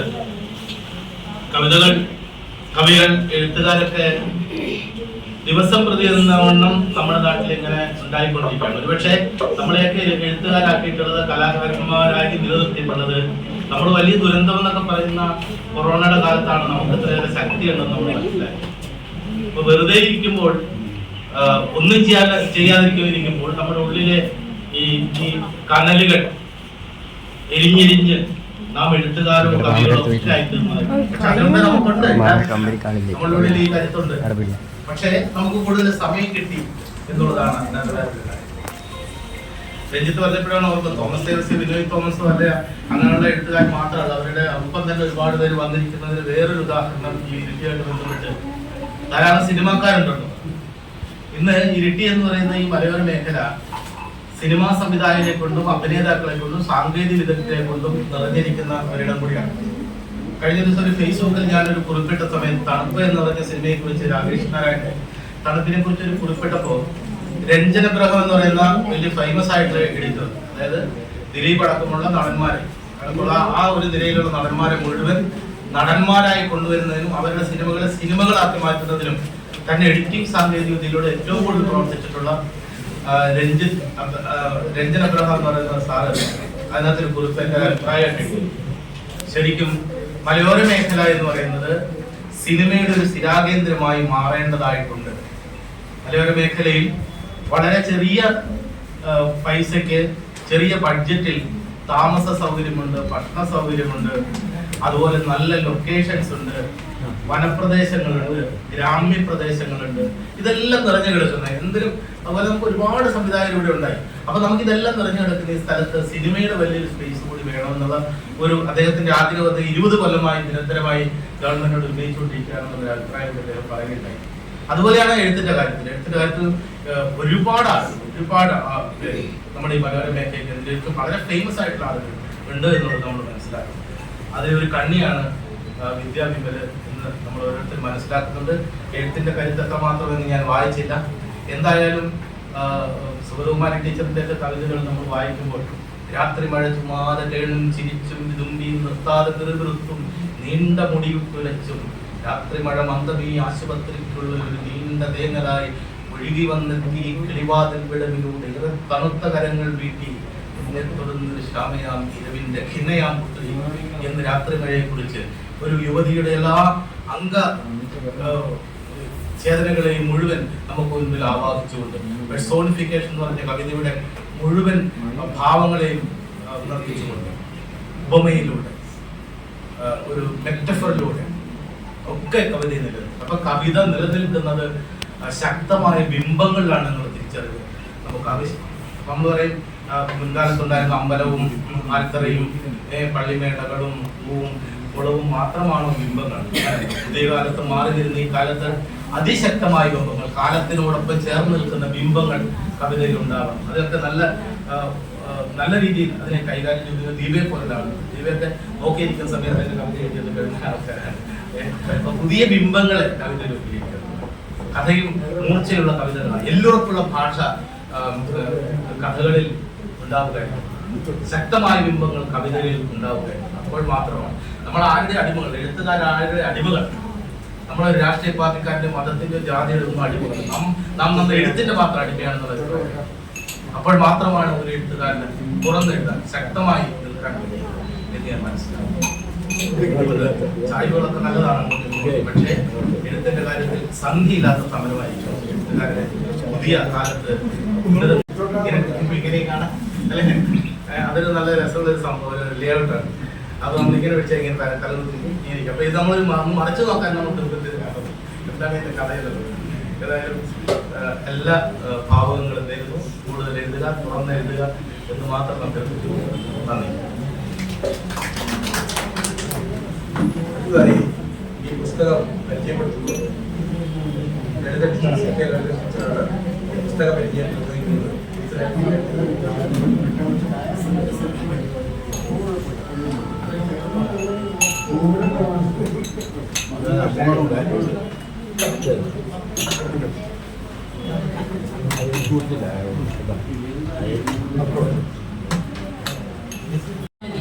ശ്രീ ആശംസ അർപ്പിച്ച് സംസാരിക്കുന്ന പ്രമുഖർ, ഈ വേദിയിൽ സന്നിഹിതരായ മുഴുവൻ വ്യക്തികളെ എല്ലാവർക്കും നമസ്കാരം. ഈ പുസ്തകം പരിചയപ്പെടുത്തുന്നതിന് മുമ്പ് വിദ്യാവിമൽ എന്ന എഴുത്തുകാരിയെ ഒന്ന് പരിചയപ്പെടുത്താനാണ് ഞാൻ ആഗ്രഹിക്കുന്നത്. സമന്വയ കലാസാഹിത്യവേദി എന്നൊരു സ്ത്രീ കൂട്ടായ്മ ഉണ്ടായിരുന്നു വിധത്തിൽ 2018 രൂപീകരിച്ച ഒരു സംഘടന. അതിൽ ആദ്യമായിട്ടാണ് വിദ്യ തൻ്റെ എഴുത്ത് മേഖലയിലേക്ക് കടക്കുന്നത്. തുടർന്ന് പല നവമാധ്യമങ്ങളിലും വിദ്യയുടെ കവിതകൾ പ്രത്യക്ഷപ്പെട്ട് നടക്കുന്നു. കവിത അല്ലെ എഴുത്തിലേക്ക് പിച്ചവെച്ച് നടക്കുന്ന വിദ്യക്ക് കാലിടറുന്നുണ്ടാവാം, വീഴുന്നുണ്ടാവാം. താങ്ങായി ഇതുപോലുള്ള സംഘടനകൾ കൂടെ ഉണ്ടാവുമ്പോൾ എഴുത്ത് കരുത്താർജിക്കുമെന്ന് നമുക്ക് പ്രത്യാശിക്കാം. ഈ പുസ്തകത്തിന്റെ ലേഔട്ട് തന്നെ നമുക്ക് വ്യത്യസ്തമായി അനുഭവപ്പെടുന്നുണ്ട്. കഥയും കവിതയും അടങ്ങിയ ഒരു പുസ്തകം. അപ്പൊ ജീവിതത്തിൽ ഒട്ടേറെ അനുഭവങ്ങളുള്ള ഒരാൾക്ക് അനുഭവങ്ങളാണ് എന്നെ എഴുതാൻ സ്വാധീനിച്ചത് എന്ന് എഴുത്തുകാരി പറയുമ്പോൾ ജീവിതത്തിലെ അനുഭവങ്ങളുടെ നിരക്ക് എല്ലാം ദൃശ്യവൽക്കരിക്കപ്പെട്ട രീതിയിലാണ് ഇതിലെ ഓരോ കഥയും കവിതയും ഒക്കെ എഴുതിയിട്ടുള്ളത്. അപ്പൊ ആശയത്തിലെ പുതുമ അല്ലെ കുറ്റമറ്റത് എന്നൊന്നും അവകാശപ്പെടുന്നില്ലെങ്കിലും നവാഗതയായ ഒരു എഴുത്തുകാരിയെ പ്രോത്സാഹിപ്പിക്കുകയും കൂടുതൽ വായനയിലേക്ക് എത്തിച്ചേർക്കുകയും ചെയ്യേണ്ടത് പുസ്തകം പുസ്തക പരിചയം നടത്തുന്ന ഒരു വ്യക്തി എന്ന നിലയിൽ എൻ്റെ കൂടി കടമയാണ്. ഈ കഥ കരട് എന്ന ആദ്യ ഭാഗത്തിൽ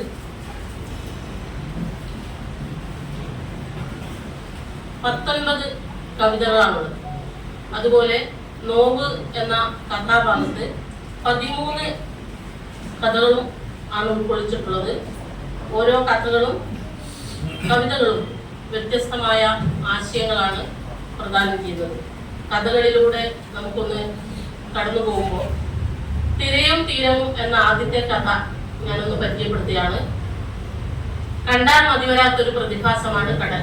എല്ലാവർക്കും കഥാകാരിക്ക് തീരവും കടലും തമ്മിലുള്ള പ്രണയം അതൊരിക്കലും മതിവരാത്തൊരു അനുഭൂതിയായിട്ടാണ് ഈ കഥയിൽ വരുന്നത്. തൊട്ടു തൊട്ടില്ല എന്ന് പിൻവാങ്ങുന്ന കടലും തൊടാൻ അഗമ്യമായി ആഗ്രഹിക്കുന്ന കരയും തമ്മിലുള്ള അഭൗമമായ പ്രണയത്തെ കുറിച്ചാണ് ഒന്നാമത്തെ കഥയിൽ സൂചിപ്പിക്കുന്നത്.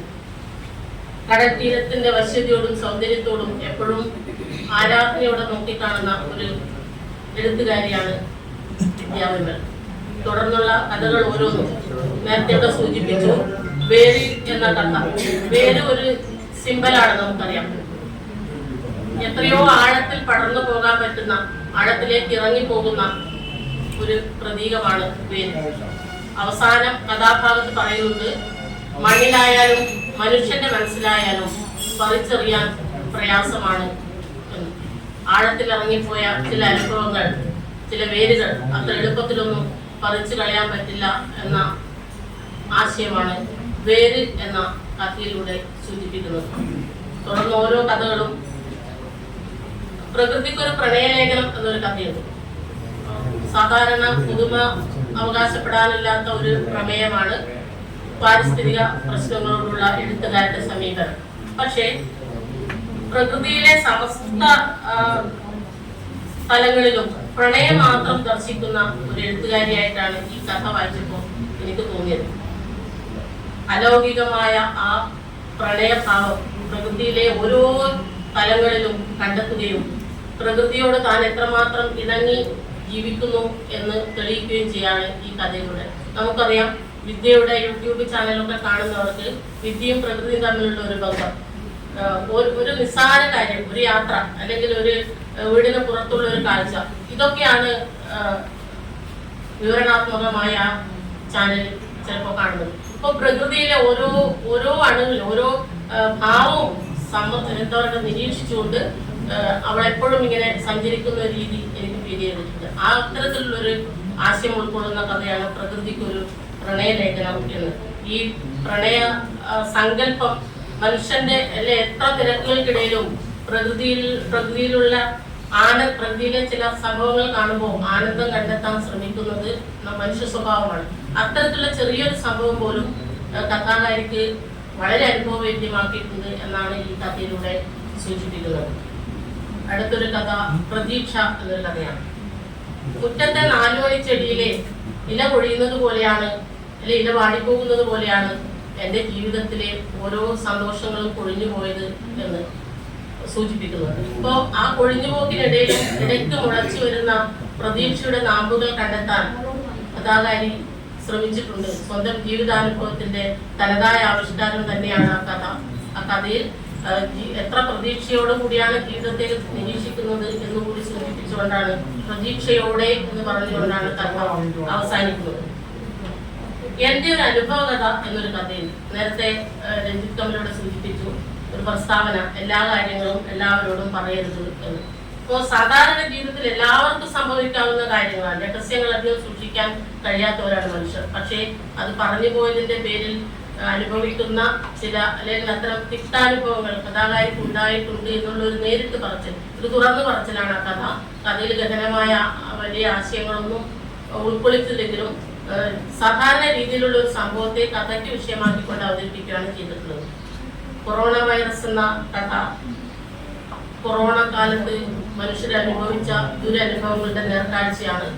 ജീവിതത്തിൽ എത്രമാത്രം ഭയാനകമായിരുന്നു ആ അവസ്ഥകളെന്ന് സൂചിപ്പിക്കുന്ന ഒരു കഥ. ഇതിലെ നോവ് എന്ന കഥയ്ക്ക് പേര്, കഥാസമാഹാരത്തിന് പേര് കൊടുത്തത് നോവ് എന്നാണ്. ഈ നോവ് എന്ന കഥയില് അഗതി മന്ദിരത്തിന്റെ പശ്ചാത്തലത്തിൽ ഒരു ദൃക്സാക്ഷീകരണം പോലെ എഴുതിയ ഒരു കഥയാണ്. മാതാപിതാക്കളെ അഗതി മന്ദിരത്തിൽ പ്രവേശിപ്പിക്കുന്നതിനെ കൊണ്ട് വിടുന്ന മക്കളെ കുറിച്ചും അത് നേരിട്ട് കാണേണ്ടി വന്ന ഒരു അനുഭവത്തിന്റെ എഴുത്ത് ആണ് നോവ് എന്ന കഥ. ഈ കഥയിൽ കഥാകാരി സ്വന്തം ജീവിതാനുഭവത്തിൽ കണ്ട ചില അനുഭവങ്ങൾ വിഷയമാക്കിക്കൊണ്ടാണ് അവതരിപ്പിച്ചിരിക്കുന്നത്. ഇങ്ങനെ കഥകളിലേക്ക് കടന്നു പോകുമ്പോൾ കത്ത് എന്നൊരു കഥയുണ്ട്. 25 വർഷങ്ങൾക്ക് മുമ്പ് കത്തുകൾ എത്രമാത്രം ജീവിതത്തിൽ പ്രതീക്ഷ നൽകുന്ന ഒരു സംഭവമായിരുന്നു. അതിനുവേണ്ടി എത്രമാത്രം കാത്തിരുന്നിട്ടുണ്ട്. പോസ്റ്റ്മാനെ വഴിക്കണ്ണുമായി കാത്തിരുന്ന അനുഭവം എല്ലാവർക്കും ഉണ്ടാകും. വിദേശത്തിലെ പ്രവാസികളായ ബന്ധുക്കളിൽ നിന്നും അല്ലെങ്കിൽ ഇഷ്ടപ്പെട്ടവരിൽ നിന്നൊക്കെ വരുന്ന കത്തുകൾ എത്രമാത്രം ജീവിതത്തിൽ സ്വാധീനം ചെലുത്തിയിരുന്നു എന്നതിന്റെ ഒരു കാഴ്ചയാണ് കത്ത് എന്ന കഥ. പിന്നെ ഓൺലൈൻ എന്നൊരു കഥയുണ്ട്. അപ്പൊ ഈ കഥയെക്കുറിച്ച് പറയുമ്പോൾ ആനുകാലികമായ സംഭവങ്ങളെ ഉൾക്കൊള്ളിക്കാൻ വേണ്ടി കഥാകാരി ശ്രമിച്ചിട്ടുണ്ട്. ഓൺലൈൻ എന്ന കഥയിൽ നേരിട്ട് കാണാതെ കുറെ കാലം പ്രണയിച്ച 2 വ്യക്തികൾ ഓൺലൈനിൽ കൂടി പ്രണയിച്ചു. അവസാനം തമ്മിൽ കാണാൻ തീരുമാനിക്കുമ്പോൾ തന്റെ വീടിന്റെ ചുറ്റുമതിലിനപ്പുറത്തെ വിട്ട് താമസിക്കുന്ന കുട്ടിയോടാണ് താൻ ഇത്രയും കാലം ഓൺലൈനിൽ കൂടി സംവദിച്ചത് എന്നറിയുമ്പോൾ ഉണ്ടാകുന്ന ഒരു അങ്കലാപം. അതാണ് ആ കഥയുടെ വിഷയം. പിന്നെ 2 കുറിപ്പുകൾ ഇവിടെ കൊടുത്തിട്ടുണ്ട്. പെൺകുഞ്ഞുങ്ങൾ മാറ്റം അനിവാര്യമാണ് എന്നത്. അത് രണ്ടിലും സ്ത്രീ ശാക്തീകരണത്തെ കുറിച്ചുള്ള എഴുത്തുകാരിയുടെ കാഴ്ചപ്പാടുകളാണ് അവതരിപ്പിച്ചിട്ടുള്ളത്. രണ്ടും ജീവിതത്തിലെ ചില അനുഭവങ്ങളുടെ കുറിപ്പുകളായിട്ടാണ് അവതരിപ്പിച്ചിട്ടുള്ളത്. ഇനി നമുക്ക് കവിതകളിലേക്ക് കൂടി കടന്നു പോകുമ്പോൾ ഒന്നാമത്തെ കവിത വനനശീകരണം. വനനശീകരണം സാധാരണ എല്ലാ സാമൂഹിക പ്രതിബദ്ധതയുള്ള എഴുത്തുകാരും വിഷയമായി എടുക്കുന്നതാണ്. അത്തരത്തിൽ കൂടുതൽ കുടുംബങ്ങളൊന്നും അവകാശപ്പെടാനില്ലാത്ത കവിതയാണ്. പക്ഷേ സ്വാർത്ഥതയുടെ കൈകൾ കാടിളക്കി തുടങ്ങുന്നു, കാടിന് ഹൃദയസ്പന്ദനം കേൾക്കാതിരിക്കാനാവുമോ ഹൃദയമുള്ള മനുഷ്യർക്ക് എന്നൊരു ചോദ്യമാണ് ഈ കവിതയിൽ ഉന്നയിക്കുന്നത്. പാരിസ്ഥിതിക സംബന്ധമായ പ്രശ്നങ്ങളും മനുഷ്യൻ കാടിളക്കിയത് സ്വാർത്ഥ ലാഭത്തിന് വേണ്ടിയാണ് എന്നൊക്കെയുള്ള ആനുകാലിക സംഭവങ്ങളെ കുറിച്ചുള്ള സൂചനകൾ. മൗനം എന്ന കവിതയെ കുറിച്ച് പറയുന്നത് ദുഷ്ടരെ പിഴുതെറിഞ്ഞിടാം, പാകിടാം നന്മയുടെ പുതുവിത്തുകൾ, ഉയർത്തിടാം സാമോദം സഞ്ജനതയെ നല്ലൊരു നാളേക്ക് വേണ്ടിയാണ്. പ്രതീക്ഷയും നല്ലൊരു നാളെ കുറിച്ചുള്ള സൂചനയും ഒക്കെയാണ് കവിതയിലൂടെ അനാവരണം ചെയ്യുന്നത്. സ്ത്രീ എന്ന കവിതയിൽ സ്ത്രീയായി പിറന്നതിൽ ഉറ്റകൊള്ളുകയും അഭിമാനിക്കുകയും ചെയ്യുന്ന ഒരു എഴുത്തുകാരിയാണ് കാണാൻ കഴിയുന്നത്.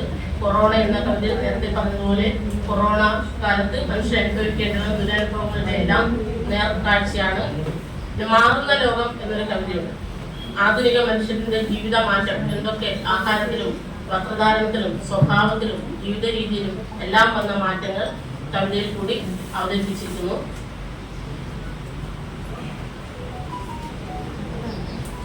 ചെറിയ ചെറിയ കുറെ കവിതകൾ. കരട് എന്നൊരു കവിത, ഇതിന്റെ കവിതയിലെ പേര് പോലെ തന്നെ കാലം എത്ര കഴിഞ്ഞാലും കണ്ണിൽ വീണ ചില കരടുകൾ എടുത്തു കളയാൻ പറ്റില്ല എന്ന്. അപ്പോ കണ്ണീരുകൊണ്ട് അല്ലെങ്കിൽ കഴുകിയാലും തേച്ചാലും മായ്ച്ചാലും പോകാത്ത ചില കരടുകൾ എപ്പോഴും എല്ലാവരുടെ ഉള്ളിലും ഉണ്ടാവും. അപ്പോ തിന്മയുടെ ആ കരടിനെ നന്മയുടെ കണ്ണുനീർത്തുള്ളികൾ കൊണ്ട് ഒഴുകിക്കളഞ്ഞപ്പോൾ ചുറ്റിലും വെളിച്ചം വന്നതുപോലെ തോന്നാൻ തുടങ്ങി എന്ന്. കരടില്ലാതിരിക്കുമ്പോൾ കണ്ണിന്റെ കാഴ്ച തെളിമയോടെ ആയിരിക്കുമെന്നും കൂടുതൽ കാഴ്ചകൾ കാണാനുള്ള നല്ല അനുഭവം ഉണ്ടാവുമെന്നൊക്കെയാണ് സൂചിപ്പിക്കുന്നത്. നേരത്തെ പറഞ്ഞ തൊട്ടാവാടി എന്ന കവിത, തൊട്ടാവാടി ഒരു സ്ത്രീയാണ്. പക്ഷേ ആ വാടിയിരിക്കുന്നത് ഒരു ദീർഘ ഉറക്കത്തിലേക്കല്ല, കൂടുതൽ കരുത്താർന്ന് ഉണരാൻ വേണ്ടിയാണ് എന്നും പ്രതിരോധിക്കാനുള്ള മുൻകൂരകൾ കൂട്ടിച്ചു വെക്കാനും വേണ്ടിയാണ് എന്ന സ്ത്രീയുടെ പരസ്യ പ്രസ്താവനയാണ് കവിതയിലൂടെ അവതരിപ്പിക്കുന്നത്. മോഷണം എന്നൊരു കവിതയുണ്ട്. അല്പം ആക്ഷേപഹാസ്യത്തിൽ കൂടി എഴുതിയൊരു കവിതയാണ്. താഴത്ത് മുട്ടിവെച്ച് നിധിയായി കൊണ്ടു നടന്ന എന്റെ ഹൃദയത്തിന്റെ താക്കോൽ കൂട്ടം എവിടെയോ കളഞ്ഞുപോയി, എവിടെയോ മറന്നു വെച്ചുപോയി. പക്ഷേ അത് കിട്ടിയത് നല്ലൊരാളുടെ കയ്യിലായിരുന്നു. ആർക്കും കൊടുക്കാതെ ഒളിപ്പിച്ചു വെച്ച സ്നേഹത്തിന്റെ മുത്തുകളിലായിരുന്നു അത് എത്തിച്ചേർന്നത്. അയാളത് വളരെ രഹസ്യമായി വളരെ സ്നേഹത്തോടെ സൂക്ഷിച്ചു വെച്ചു എന്നുകൂടിയാണ് കവിതയിൽ കൂടി കവിത്രി സൂചിപ്പിക്കുന്നു. തുടർന്ന് കൂലിപ്പണി തുടങ്ങിയ കവിതയിൽ കുടുംബത്തിന്റെ ഭാരം മുഴുവൻ ഏറ്റുവാങ്ങേണ്ടി വന്ന കുടുംബനാഥനെ കുറിച്ചും ഒക്കെയാണ് സൂചിപ്പിക്കുന്നത്. ഒരു സാധാരണ വീട്ടമ്മയെ കുറിച്ചുള്ള കവിതയാണ് വീട്ടമ്മ എന്നത്. വീട്ടമ്മ വീട്ടിപ്പാടും അക്ഷിതയും മാധവിക്കുട്ടിയും ഒക്കെ വീട്ടമ്മമാരെ കുറിച്ച് സൂചിപ്പിച്ചിട്ടുണ്ട് അല്ലെ. വീട്ടിലെ മുഴുവൻ ജോലികളും ചെയ്ത് രാവിലെ എഴുന്നേറ്റ് അടിച്ച് തുടച്ച് കുളിച്ച് വൃത്തിയാക്കി എല്ലാ പണിയും ചെയ്ത് കണക്കെടുത്തു അല്ലെങ്കിൽ സെൻസസ് എടുക്കാൻ വരുന്ന ഉദ്യോഗസ്ഥന്റെ മുമ്പിൽ ഗീത 35 വയസ്സ് ജോലിയൊന്നുമില്ല എന്ന് പറയുമ്പോൾ കെട്ടിത്തെരിച്ചു പോയ ഒരു വീട്ടമ്മയെ കുറിച്ചുള്ള കഥയുണ്ട്. അതുപോലെ മാധവിക്കുട്ടിയുടെ കോലാട് പോലുള്ള കവിതകളോടൊക്കെ സാമ്യം അല്ല ആശയവുമായി സാമ്യം പുലർത്തുന്ന ഒരു കവിതയാണ് വീട്ടമ്മ. വീട്ടമ്മ എപ്പോഴും വീട്ടമ്മയാണ്. വീട്ടിന്റെ അകത്ത് മാത്രം ഒതുങ്ങി കൂടേണ്ടവളാണ് എന്നൊരു ധാരണയുണ്ടായിരുന്നു. അതിൽ നിന്നുള്ള മോചനം ആഗ്രഹിക്കുന്ന ഒരു എഴുത്തുകാരിയുടെ സങ്കല്പങ്ങളാണ് കവിതയിലൂടെ അവതരിപ്പിച്ചത്. സാന്ത്വനം എന്നൊരു കവിത. ഞാനില്ലേ കൂടെ എന്നൊരു വാക്കിൽ ജീവിതം കരുപിടിപ്പിക്കേണ്ടി വന്ന ഒരു വ്യക്തിയെ കുറിച്ച് ഒരു സ്വന്തം അനുഭവമാകാം അല്ലെങ്കിൽ കവയിത്രിക്ക് അനുഭവപ്പെട്ട കാര്യമാണ്. സാന്ത്വനം എന്നത് ഒരു സിദ്ധ ഔഷധമാണ്. ജീവിതത്തിന്റെ ചില പ്രതിസന്ധി ഘട്ടങ്ങളിൽ ജീവിക്കാൻ പ്രേരിപ്പിക്കുന്ന ഒരു സിദ്ധൌഷധമാണ് സാന്ത്വനം എന്നത്. അത് കിട്ടുമ്പോഴുള്ള അനുഭൂതിയും അതിൽ നിന്നുള്ള സംരക്ഷണവും ഒക്കെ അനുഭവിക്കേണ്ടി വന്ന എഴുത്തുകാരുടെ അനുഭവത്തെക്കുറിച്ചാണ് ഈ കവിതയിൽ കൂടി പറയുന്നത്.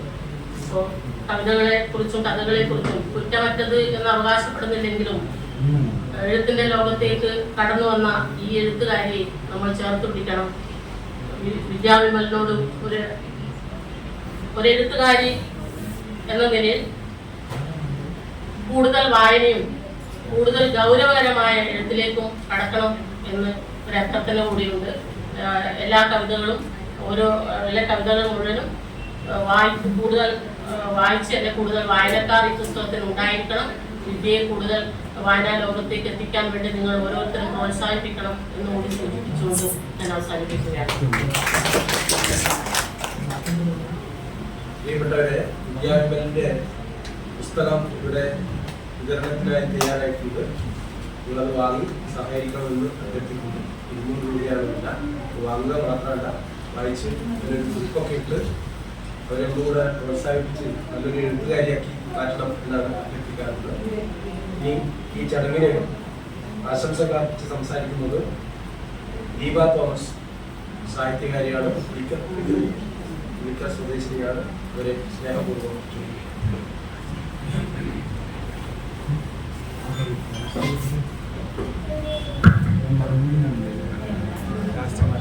വേദിയിലും സദസ്സിലുമുള്ള പ്രിയപ്പെട്ട സാഹിത്യപ്രേമികളെ,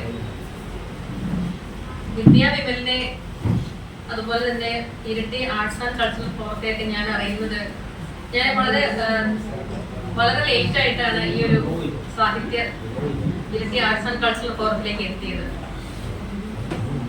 അതുപോലെ വിദ്യാവിമലിനെയും അങ്ങനെയുള്ള എഴുത്തുകാരികളെ ഒക്കെ പരിചയപ്പെട്ടതും അധികം ആയില്ല. പക്ഷെ വിദ്യാവിമലുമായി 2020 ഒരു ബന്ധം ഉണ്ടായിരുന്നു. പക്ഷെ അത് എനിക്കോ പരസ്പരം അറിയുന്നില്ല. ഞാൻ ഈ മൊബൈലിൽ എപ്പോഴും സൂക്ഷിച്ചൊരു ഫോട്ടോ ഉണ്ട്. ആ വിദ്യ തന്നെ അല്ല ഈ വിദ്യ എന്നൊരു തോന്നല്. 2020 മട്ടന്നൂർ നഗരസഭ ഒരു ശുചിത്വവുമായി ബന്ധപ്പെട്ട ഒരു മത്സരം നടത്തിയിരുന്നു. ഹരിത പ്രണയലേഖന മത്സരം, ജില്ലാതല മത്സരമായിരുന്നു. അതില് 1ാം സമ്മാനം എനിക്കായിരുന്നു. 2ാം സമ്മാനം വിദ്യാവിമൽ പയഞ്ചേരി എന്ന് കണ്ടു. അപ്പോ ഇരിട്ടിയാണല്ലോ, ഇരിട്ടിക്കാർക്ക് 2 പേർക്ക് സമ്മാനം കിട്ടിയുള്ള സന്തോഷം ഉണ്ടായിരുന്നു. പക്ഷെ ഞങ്ങൾക്ക് ആ ഒരു പരിപാടിയിലെ വാഗ്ദാനം ഫസ്റ്റിന് 3000 രൂപയും സെക്കൻഡിന് എത്രയായിരുന്നു 2000-ഉം മികച്ച എഴുത്തുകൾ കൂട്ടിച്ചേർത്തൊരു പുസ്തകമായിരുന്നു. പക്ഷെ അതിനുശേഷം വർഷം 4 ആയിട്ടും അങ്ങനെ ഒരു ചടങ്ങോ സമ്മാനമോ കിട്ടിയില്ല എന്നുള്ള ഒരു കാര്യം കൂടി ഉണ്ടായി. അതിന്റെ ഏറ്റവും വലിയ തമാശ എന്ന് പറഞ്ഞാൽ അതിനുശേഷം 1 വർഷത്തിന് ശേഷം എനിക്ക് മാറ്റം കിട്ടി, ട്രാൻസ്ഫർ കിട്ടി. ഞാൻ ചെന്ന് ചേർന്നത് ഇതേ മട്ടന്നൂർ നഗരസഭയിലായിരുന്നു. അപ്പോഴേക്കും അവിടുത്തെ ഭരണസമിതി മാറി. അപ്പൊ അവരോട് ഞാൻ ചെയർമാനോട് പറഞ്ഞു, ഇങ്ങനെ ഞങ്ങളെ പറ്റിച്ചല്ലോ എന്ന് പറഞ്ഞപ്പോ അവർക്ക് ഒരു ഖേദമായി. അങ്ങനെ വിദ്യാവിമലിനെ 4 വർഷം മുൻപേ എഴുത്തിന്റെ ലോകത്തിലേക്ക് വന്ന ആ ഒരു പരിചയം എനിക്കുണ്ട്. പിന്നെ ഞാൻ ഇന്ന് ഈ ഒരു വേദിയിലേക്ക് വിളിച്ചപ്പോൾ വിദ്യാവിമലിന്റെ കവിതകളൊക്കെ ഞാനത് ഫേസ്ബുക്കിൽ പരതി. അപ്പൊ എനിക്ക് നല്ല രുചിക്കൂട്ടുകൾ, പാചക കുറിപ്പുകളാണ് കൂടുതലായി കിട്ടിയത്. അപ്പൊ നല്ലൊരു ഫുഡ് ബ്ലോഗറാണ്. നല്ലൊരു ഹൃദയമുള്ള വ്യക്തിയാണ്. അപ്പൊ കവിതയെ കുറിച്ച് കൂടുതൽ പറയാൻ ഞാൻ എന്താ പറയാ, എഴുതാനേ അറിയൂ, പറയാൻ അറിയില്ല കൂടുതലൊന്നും. കാരണം 10 വാക്ക് പറയണമെങ്കിൽ 1000 വാക്കുകൾ നമ്മൾ പഠിക്കണം. അപ്പോ കവിത എന്ന് പറയുമ്പോൾ മൊത്തത്തില് ആൾക്കാർക്ക് വായിക്കാൻ താല്പര്യം കുറവുള്ള ഒരു സംഭവം കവിതയാണ്. കഥ പിന്നെ ഈ കവിത എഴുതുന്നതിൽ പോലും കൂടുതൽ വായിക്കാൻ ഇഷ്ടപ്പെടുന്നത് കഥയാണ്. എന്തുകൊണ്ടാണ് കവിത വായിക്കാൻ? ഇപ്പൊ നിങ്ങളോട് ചോദിക്കുകയാണ്, നിങ്ങളുടെ ഓർമ്മയിലുള്ള ഒരു കവിത പറയൂ എന്ന് പറഞ്ഞാൽ നമ്മൾ ഏത് കവിതയായിരിക്കും പറയുക? നമ്മുടെ ഓർമ്മയിലെ കവിതകൾ, നമ്മൾ സ്കൂളിൽ പഠിച്ച കാലത്തെ കവിതകൾ നമ്മൾ ഇപ്പോഴും മറന്നിട്ടില്ല. പക്ഷെ ഇപ്പൊ നമുക്ക് വായനക്കാരെക്കാളും അധികം എഴുത്തുകാരുള്ള ഒരു സമൂഹത്തില് ആരുടെ രചനകളാണ് ആരോർത്തിരിക്കുന്നത് നമ്മൾ ഗൗരവതരമായി കാണേണ്ടതുണ്ട്. നമ്മുടെ എഴുത്തെന്ന് പറഞ്ഞാൽ ഒരിക്കൽ നമ്മൾ എഴുതിയാൽ അത് ചിരകാലത്തോളം നീണ്ടു നിൽക്കുന്ന ഒന്നാണ്. അപ്പോ സംസാരിച്ചാലും അത് കുറച്ച് കഴിയുമ്പോൾ മറന്നു പോകും, മാഞ്ഞു പോകും. പക്ഷെ നമ്മൾ എഴുതിയതൊക്കെ ചരിത്രമാണ്, അത് നമുക്ക് മായ്ക്കാൻ പറ്റില്ല. ഇന്ന് നമുക്ക് പണ്ടൊക്കെ ഞാനൊക്കെ എഴുതി തുടങ്ങിയിട്ട് വർഷങ്ങളായി. അന്നൊന്നും ഇങ്ങനെ ഒരു പുസ്തക പ്രകാശനം, എന്റെ പുസ്തകം ഈ വർഷം തന്നെ ജനുവരി 21-നാണ് പ്രകാശനം ചെയ്യപ്പെട്ടത്. വളരെ വളരെ കാലത്തെ കാത്തിരിപ്പിനാണ് അതിനുശേഷം ഒരു ധൈര്യം കിട്ടിയത് തന്നെ. കാരണം എഴുതി പോയാൽ അത് ലിഖിതമായി മാറി, ചരിത്രമായി മാറി. നമ്മൾ അതിന് എന്താ പറയാ, അതിലൂടെയാണ് നമ്മൾ വായിക്കപ്പെടുന്നതും മനസ്സിലാക്കപ്പെടുന്നതും ഒക്കെ. അപ്പൊ അതിനൊരു സമയം, നമ്മൾ എന്ത് എഴുതിയാലും ഒന്ന് എഡിറ്റ് ചെയ്ത് പറയാറുണ്ട്. ഇപ്പൊ നമുക്ക് ഫേസ്ബുക്കിലും വാട്സപ്പിലും യൂട്യൂബിലും ഒരുപാട് മാധ്യമങ്ങളിൽ കവിതകൾ ഇഷ്ടം പോലെയുണ്ട്. അപ്പൊ അതിലിങ്ങനെ പറയേണ്ട കാര്യങ്ങൾ അത് എഴുതി കഴിഞ്ഞ് 3 മാസം നമ്മൾ കയ്യിൽ വയ്ക്കുക, മാക്സിമം എഡിറ്റിംഗ് നടത്തുക, തന്നെയും പിന്നെയും വായിക്കുക. പുതിയ വായനകൾ വന്നതിന് ശേഷം നമ്മുടെ കവിത അല്ലെങ്കിൽ കഥ ഒന്നുകൂടെ വായിച്ചു നോക്കുക, മറ്റാർക്കെങ്കിലും എഡിറ്റ് ചെയ്യാൻ വായിക്കാൻ കൊടുക്കുക. ഏറ്റവും ഒടുവിൽ അതിന്റെ ഫൈനൽ ഫോം ഉണ്ടല്ലോ, അത് മാത്രമേ നമ്മൾ പുറത്തേക്ക് വിടാവൂ. കാരണം അത്രമാത്രം കവിതകളുടെ വായനക്കാരേക്കാൾ അധികം കവികളാണ്. ആ കവിതകളിൽ നിന്നാണ് കൂടുതൽ ഇപ്പൊ സ്ത്രീ എഴുത്തുകാർ, വനിതാ എഴുത്തുകാരുടെ കുത്തൊഴുക്കാണ് ഇപ്പൊ എന്താ പറയാ, അതൊരു നല്ല കാര്യം കൂടിയാണ്. കാരണം സ്ത്രീകൾ എഴുതുന്നെന്ന് പറഞ്ഞാൽ അതിന്റെ അർത്ഥം വായിക്കുന്നു എന്നുള്ളതാണ്, ചിന്തിക്കുന്നു എന്നുള്ളതാണ്, സമൂഹത്തോട് കാലികമായ ഓരോ പ്രശ്നങ്ങളോട് പ്രതികരിക്കുന്നു എന്നുള്ളതാണ്. അപ്പൊ വളരെ നല്ല കാര്യമാണ്. എഴുത്തിൽ കാമ്പുണ്ടാവണം, കാമ്പുണ്ടെങ്കിൽ വായിക്കണം. കവിത മാത്രമല്ല, പിന്നെ വിദ്യയുടെ തട്ടകം കഥയാണ്. ഞാനിന്ന് നമ്മുടെ പ്രധാന മുഖ്യ അതിഥിയായ തോമസ് ദേവസയുടെ ഏറ്റവും പുതിയ കഥ പുറത്ത് വന്നിട്ടില്ല, തൊട്ടു മുമ്പുള്ള കഥ അപ്പർ കാലാണ്ടിലെ സസ്യഭോജികൾ വായിച്ചതിന് ശേഷം ഞാൻ പകുതി എഴുതിയ കഥ പിന്നെ എഴുതുന്നില്ല എന്ന് വെച്ചു. കാരണം നമ്മുടെ കഥയൊക്കെ എഴുതി ഒരു നമ്മളെന്താ പറയാ, അതൊന്നും കഥയേ അല്ല, അത്ര നല്ലൊരു ക്രാഫ്റ്റ് വർക്ക്, പ്രമേയം എന്താ പറയാ, കൈയടിക്കാതെ വയ്യ. അപ്പൊ അങ്ങനെ നല്ല കഥകളുടെ ഒരു ലോകത്തേക്ക് നമ്മളിങ്ങനെ എന്താ പറയാ, ആഴമറിയാതെ എടുത്ത് ചാടാൻ പാടില്ല എന്നുള്ളൊരു ചിന്താഗതിക്കാരിയാണ് ഞാനും. നന്നായി വായിച്ച പുതിയ കഥകളും പുതിയ കവിതകളും ഒക്കെ വിശകലനം ചെയ്ത് സ്വയം എഡിറ്റ് ചെയ്ത് അങ്ങനെയൊക്കെ നല്ല കഥകളും കവിതകളും കൂടുതൽ സ്ത്രീപക്ഷത്തു നിന്നും ഉണ്ടാവട്ടെ എന്നൊരു ആഗ്രഹമുണ്ട്. ഇപ്പോ വിദ്യയുടെ കഥകളും കവിതകളും ഒക്കെ ഞാൻ ജസ്റ്റ് ഒന്ന് ഓടിച്ചു നോക്കി. ചില കവിതകളൊക്കെ ഫേസ്ബുക്കിൽ വായിച്ചിട്ടുണ്ട്. വളരെ കവിതകളെ കുറിച്ച് പറയാൻ ആധികാരികമായി ഞാൻ ആണല്ലെങ്കിലും വളരെ ഹൃദയശുദ്ധിയുള്ള കവിതകൾ നമുക്ക് പറയാം. സ്ത്രീ മനസ്സിന്റെ വിഫലതകളും ആശങ്കകളും എന്താ പറയാ, പരിഗണനയും സ്നേഹവും ഒക്കെ ഉൾപ്പെടുന്ന ആ ഒരു സ്ത്രീത്വത്തെ ഒരൊട്ടും വെള്ളം ചേർക്കാതെ തന്നെ വിദ്യ അവതരിപ്പിച്ചിട്ടുണ്ട്. അതിനകത്ത് ഒട്ടും അതിഭാവുകത്വമോ കാപട്യമോ ഒന്നുമില്ല. നമുക്കൊരാളുടെ കൃതി, ഒരാളുടെ കവിത, കഥയൊക്കെ നമുക്കൊരു വട്ടം വായിച്ചു പോയാൽ നമുക്കറിയാം ആ എഴുതിയ ആളാണ്, ആ കവിത തന്നെയാണ് ആളും. അങ്ങനെ നോക്കുമ്പോ എത്ര ഹൃദയ എന്താ പറയാ, ശുദ്ധിയുള്ള സുതാര്യമായ മനസ്സോടു കൂടി ചിന്തിക്കുന്ന ഒരു പ്രകൃതി സ്നേഹിയും മനുഷ്യ സ്നേഹിയും ഒക്കെ ആയ നല്ലൊരു എഴുത്തുകാരിയാണ് നമ്മുടെ വിദ്യാ വിമൽ. കൂടുതൽ ഗൗരവതരമായി എഴുത്തിനെയും വായനയും ഒക്കെ എടുക്കട്ടെ. ഇനിയും പുസ്തകങ്ങൾ പ്രിയപ്പെട്ട എഴുത്തുകാരിയുടെ തൂലികയിൽ നിന്ന് വരട്ടെ. എന്തായാലും വളരെ സന്തോഷമുണ്ട്. ഇരുട്ടിൽ ഇങ്ങനെ എഴുത്തിനെ സ്നേഹിക്കുന്ന ഒരുപാട് ആൾക്കാരുടെ മുൻപിൽ വന്ന് നിൽക്കാൻ ഒരു അവസരം നൽകിയതിന് ഇരിട്ടി ആർട്സ് ആൻഡ് കൾച്ചറൽ ഫോറത്തിന്റെ ഭാരവാഹികളോട് നന്ദി പറയുകയും ചെയ്യുകയാണ്. എല്ലാവർക്കും ഒരിക്കൽ കൂടി വിദ്യയുടെ പുസ്തകത്തിന് ഒരുപാട് വിജയം ഉണ്ടാവുന്ന, ഒരുപാട് പേര് അത് വായിക്കപ്പെടട്ടെ എന്ന് ആശംസിച്ചുകൊണ്ട് നിർത്തുന്നു. നന്ദി, നമസ്കാരം.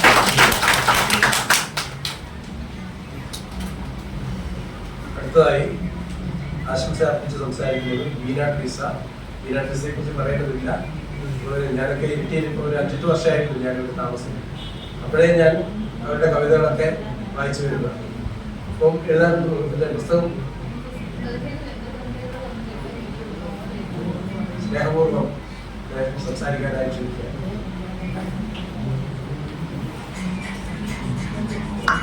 പൊക്കമില്ലാത്തതുകൊണ്ട് എപ്പോഴും ഇതിലുള്ള പ്രശ്നമായിട്ട്. പ്രിയപ്പെട്ടവരെ എല്ലാവർക്കും നമസ്കാരം.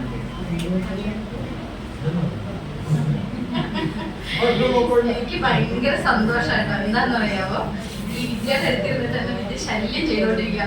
എന്നെ വിറയ്ക്കുന്നു, ഞാൻ എന്ത് പറയും, എല്ലാരും ഒന്ന് പോയി കിട്ടിയാൽ മതിയായിരുന്നു, 1-2 ആളൊക്കെ പോയി എനിക്ക് എന്റെ അനുഭവം പറഞ്ഞാൽ മതി. അങ്ങനത്തെ ഒരു പേടിത്തോണ്ടി ഇറങ്ങിയിരിക്കുന്ന കവിയത്രിക്ക് എനിക്കത്രേ പറയാനുള്ളൂ. ശരിക്കും പറയുകയാണെങ്കിൽ ലളിത ടീച്ചർ ഇവിടെ സൂചിപ്പിച്ചു, എന്നെ പരിചയപ്പെടുത്തിയില്ലേ. എന്റെ പേര് ബീന ട്രീസ. ചെറുതായിട്ട് ഇങ്ങനെ അരികിലൂടെ എഴുതി വായിച്ചൊക്കെ പോണ ഒരു പാപ്പാള് കേട്ടോ, കണ്ടാ പാപ്പാന്ന് തോന്നത്തില്ലെന്നേ ഉള്ളൂ. എന്താണ് ഇവിടെ കാര്യം എന്ന് ചോദിച്ചാൽ, ഈ വിദ്യേനെ ഞാൻ കാണുന്നത് ഒരു 3-4 വർഷം മുന്നെയാണ്. സമന്വയ എന്ന് പറയുന്ന സ്ത്രീകളുടെ മാത്രമായ ഒരു കൂട്ടായ്മയായിട്ട് ഞങ്ങൾ കുറച്ച് അസ്കിത എഴുത്തിന്റെ അസ്കിതയും വായനയുടെ അസ്കിതയേക്കാൾ കുറച്ച് പെണ്ണുങ്ങൾ ചേർന്ന് ഒരു പണിയില്ലാതിരുന്നപ്പോൾ ഞങ്ങൾ ഒരു സമന്വയ എന്ന് പറഞ്ഞ ഒരു സംഘടന, ഒരു ഗ്രൂപ്പ് തുടങ്ങി.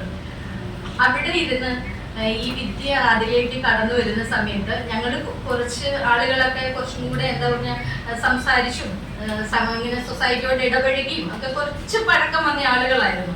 പക്ഷെ ഈ വിദ്യ വരുമ്പോൾ പേടി. എന്തിന്?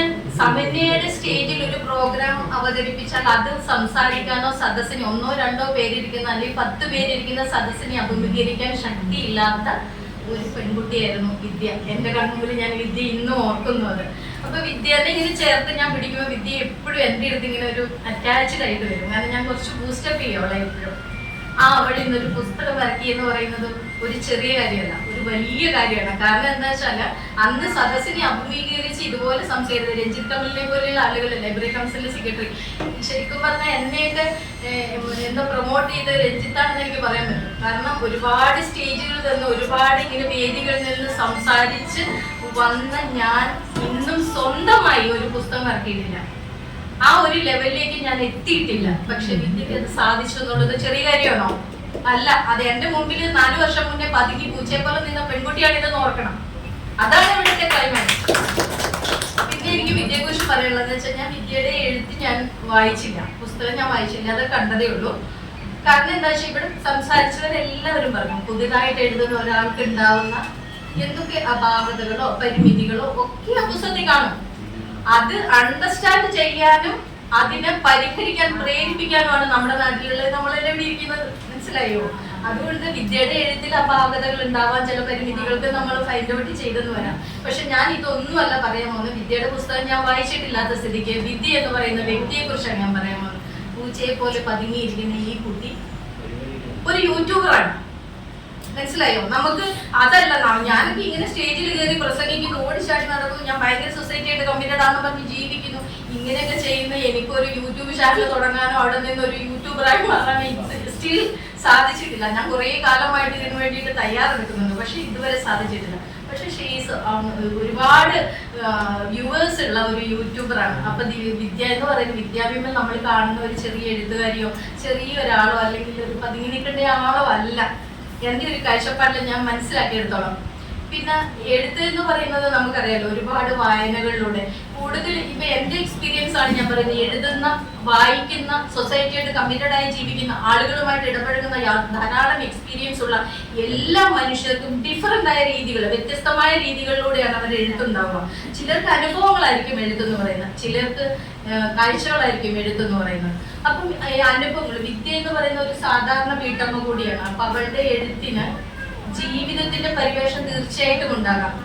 ഇവിടെ ദീപ പറഞ്ഞതുപോലെ നിഷ്കളങ്കമായ ഹൃദയത്തിൽ നിന്ന് അവളുടെ ഒരു വീട്ടം, ഒരു സാധാ വീട്ടമ്മയാണ്. എനിക്ക് തോന്നുന്നില്ല അവൾ കൂടുതലുമായിട്ട് സൊസൈറ്റിയായിട്ട് ഇടപഴകി ജീവിക്കുന്ന ഒരു സ്ത്രീ അല്ലെങ്കിലും അവൾക്ക് യാഥാർത്ഥ്യത്തിന്റെ ഒരു അനുഭവം തീർച്ചയായിട്ടും ഉണ്ടാവും. ഈ റിയാലിറ്റിയുടെ ഒരു അനുഭവം അവൾക്കുണ്ട്. ആ അനുഭവമായിരിക്കണം ഈ എഴുത്തെന്ന് പറയുന്നത്.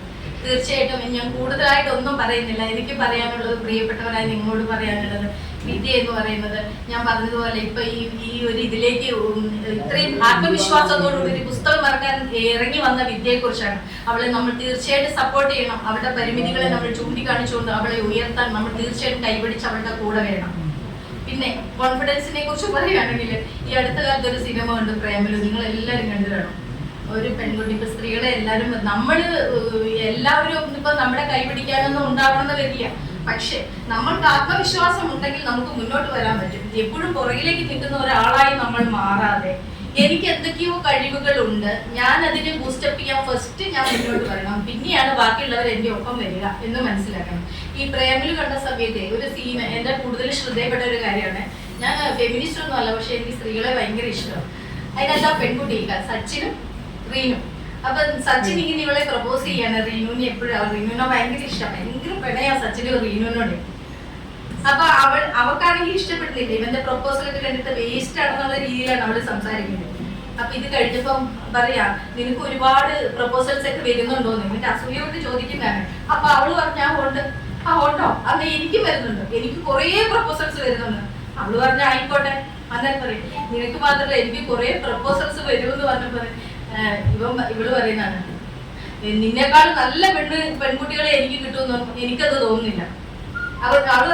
എനിക്കത് വിശ്വാസമില്ല. കാരണം എന്താ വെച്ചാൽ അവൾക്ക് കോൺഫിഡൻസ് ഉണ്ട്, അവളാണ് നല്ല പെൺകുട്ടിയെന്ന്. നിനക്ക് എന്നെ പോലെ അത്ര നല്ല കുട്ടികളെ കിട്ടാൻ പോകുന്നില്ല എന്ന് അവള് പറയണം അവളോട്. നമുക്കതിൽ വിശ്വാസമില്ല. കാരണം അവള് വിശ്വസിക്കുന്നതാണ്, അവൾക്ക് അത്രമാത്രം കോൺഫിഡന്റ് ആണ്, എന്റെ അത്രയും നല്ലൊരു പെൺകുട്ടീനെ നിനക്ക് കിട്ടാൻ പോകുന്നില്ല എന്നുള്ളത് അവളുടെ കോൺഫിഡൻസ് ആണ്.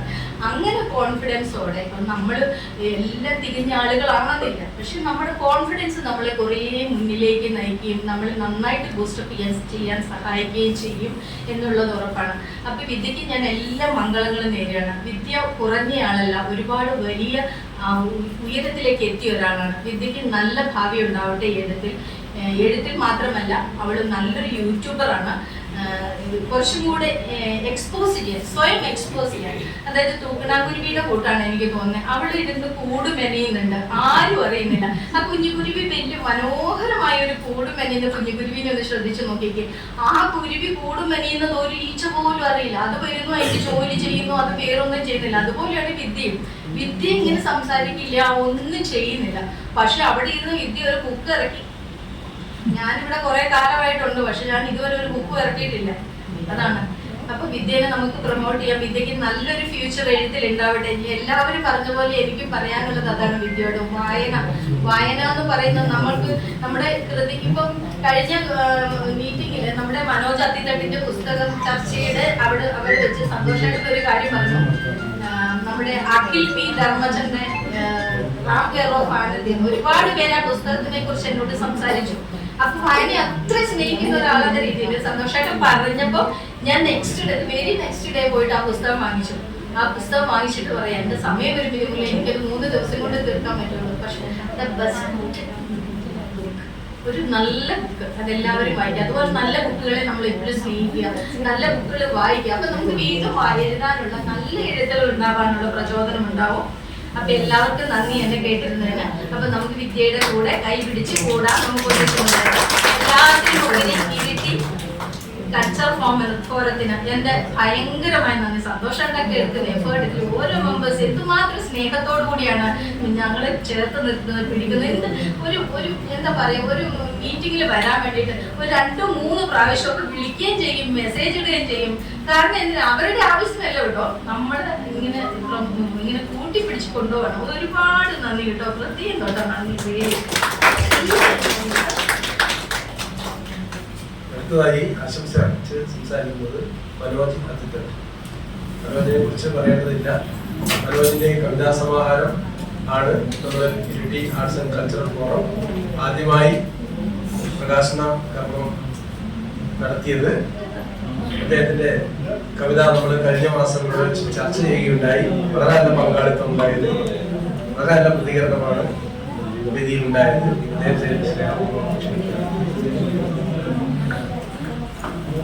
പ്രിയപ്പെട്ടവരെ, എല്ലാവർക്കും നമസ്കാരം. നമുക്കറിയാം, ഇന്നത്തെ ദിവസത്തിന്റെ ഒരു പ്രത്യേകത നമ്മളെല്ലാം സംബന്ധിച്ച് ഏറെ സന്തോഷമുള്ള ഒരു ദിവസം. കാരണം വിദ്യ എൻ്റെ നാട്ടുകാരിയാണ്, പ്രിയപ്പെട്ട സഹോദരിയാണ്. അപ്പോൾ ഒരു 4 ചുമരുകൾക്കകത്തുള്ള സ്ത്രീകൾ പുറത്തേക്ക് ചാടി വരുന്നത് പല രൂപത്തിലായിരിക്കും.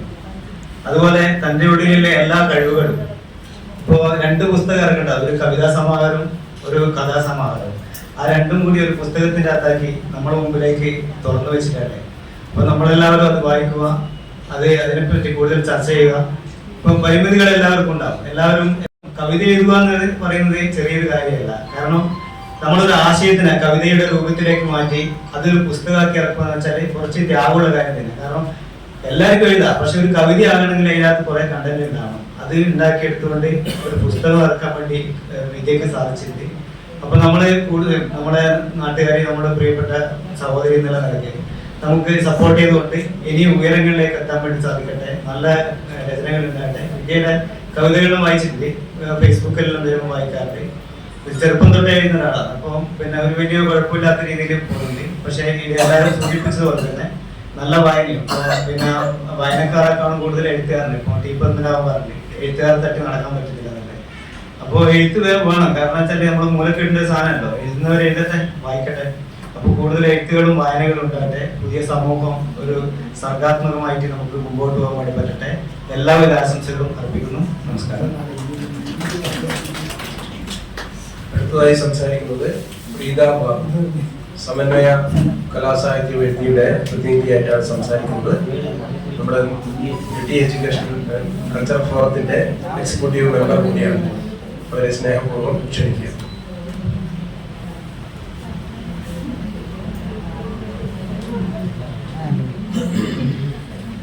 നമസ്കാരം.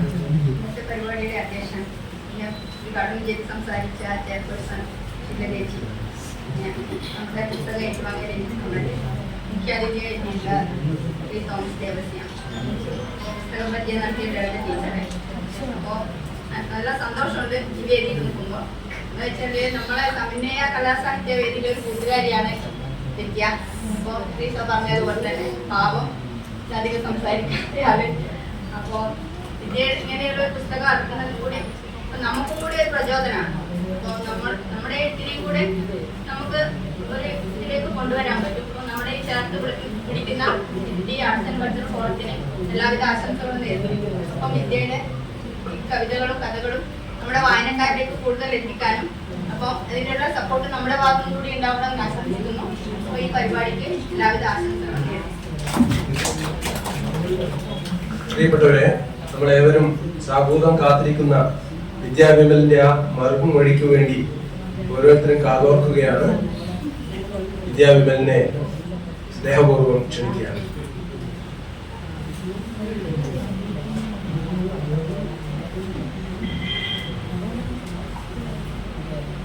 ആദ്യമായിട്ട് ഇവിടെ എത്തിച്ചേർന്ന എല്ലാവരോടും നന്ദി പറയുന്നു.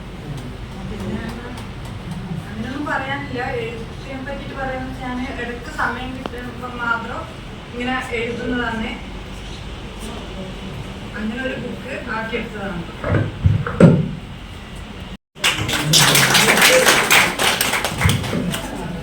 പ്രിയപ്പെട്ടവരെ, ഈ ചടങ്ങിന് നന്ദി അർപ്പിച്ച് സംസാരിക്കുന്നത് നമ്മുടെ Iritty arts and cultural forum executive അംഗം ശ്രീ കെ ശിവദാസ് ആണ്. അദ്ദേഹത്തെ ക്ഷണിക്കുക.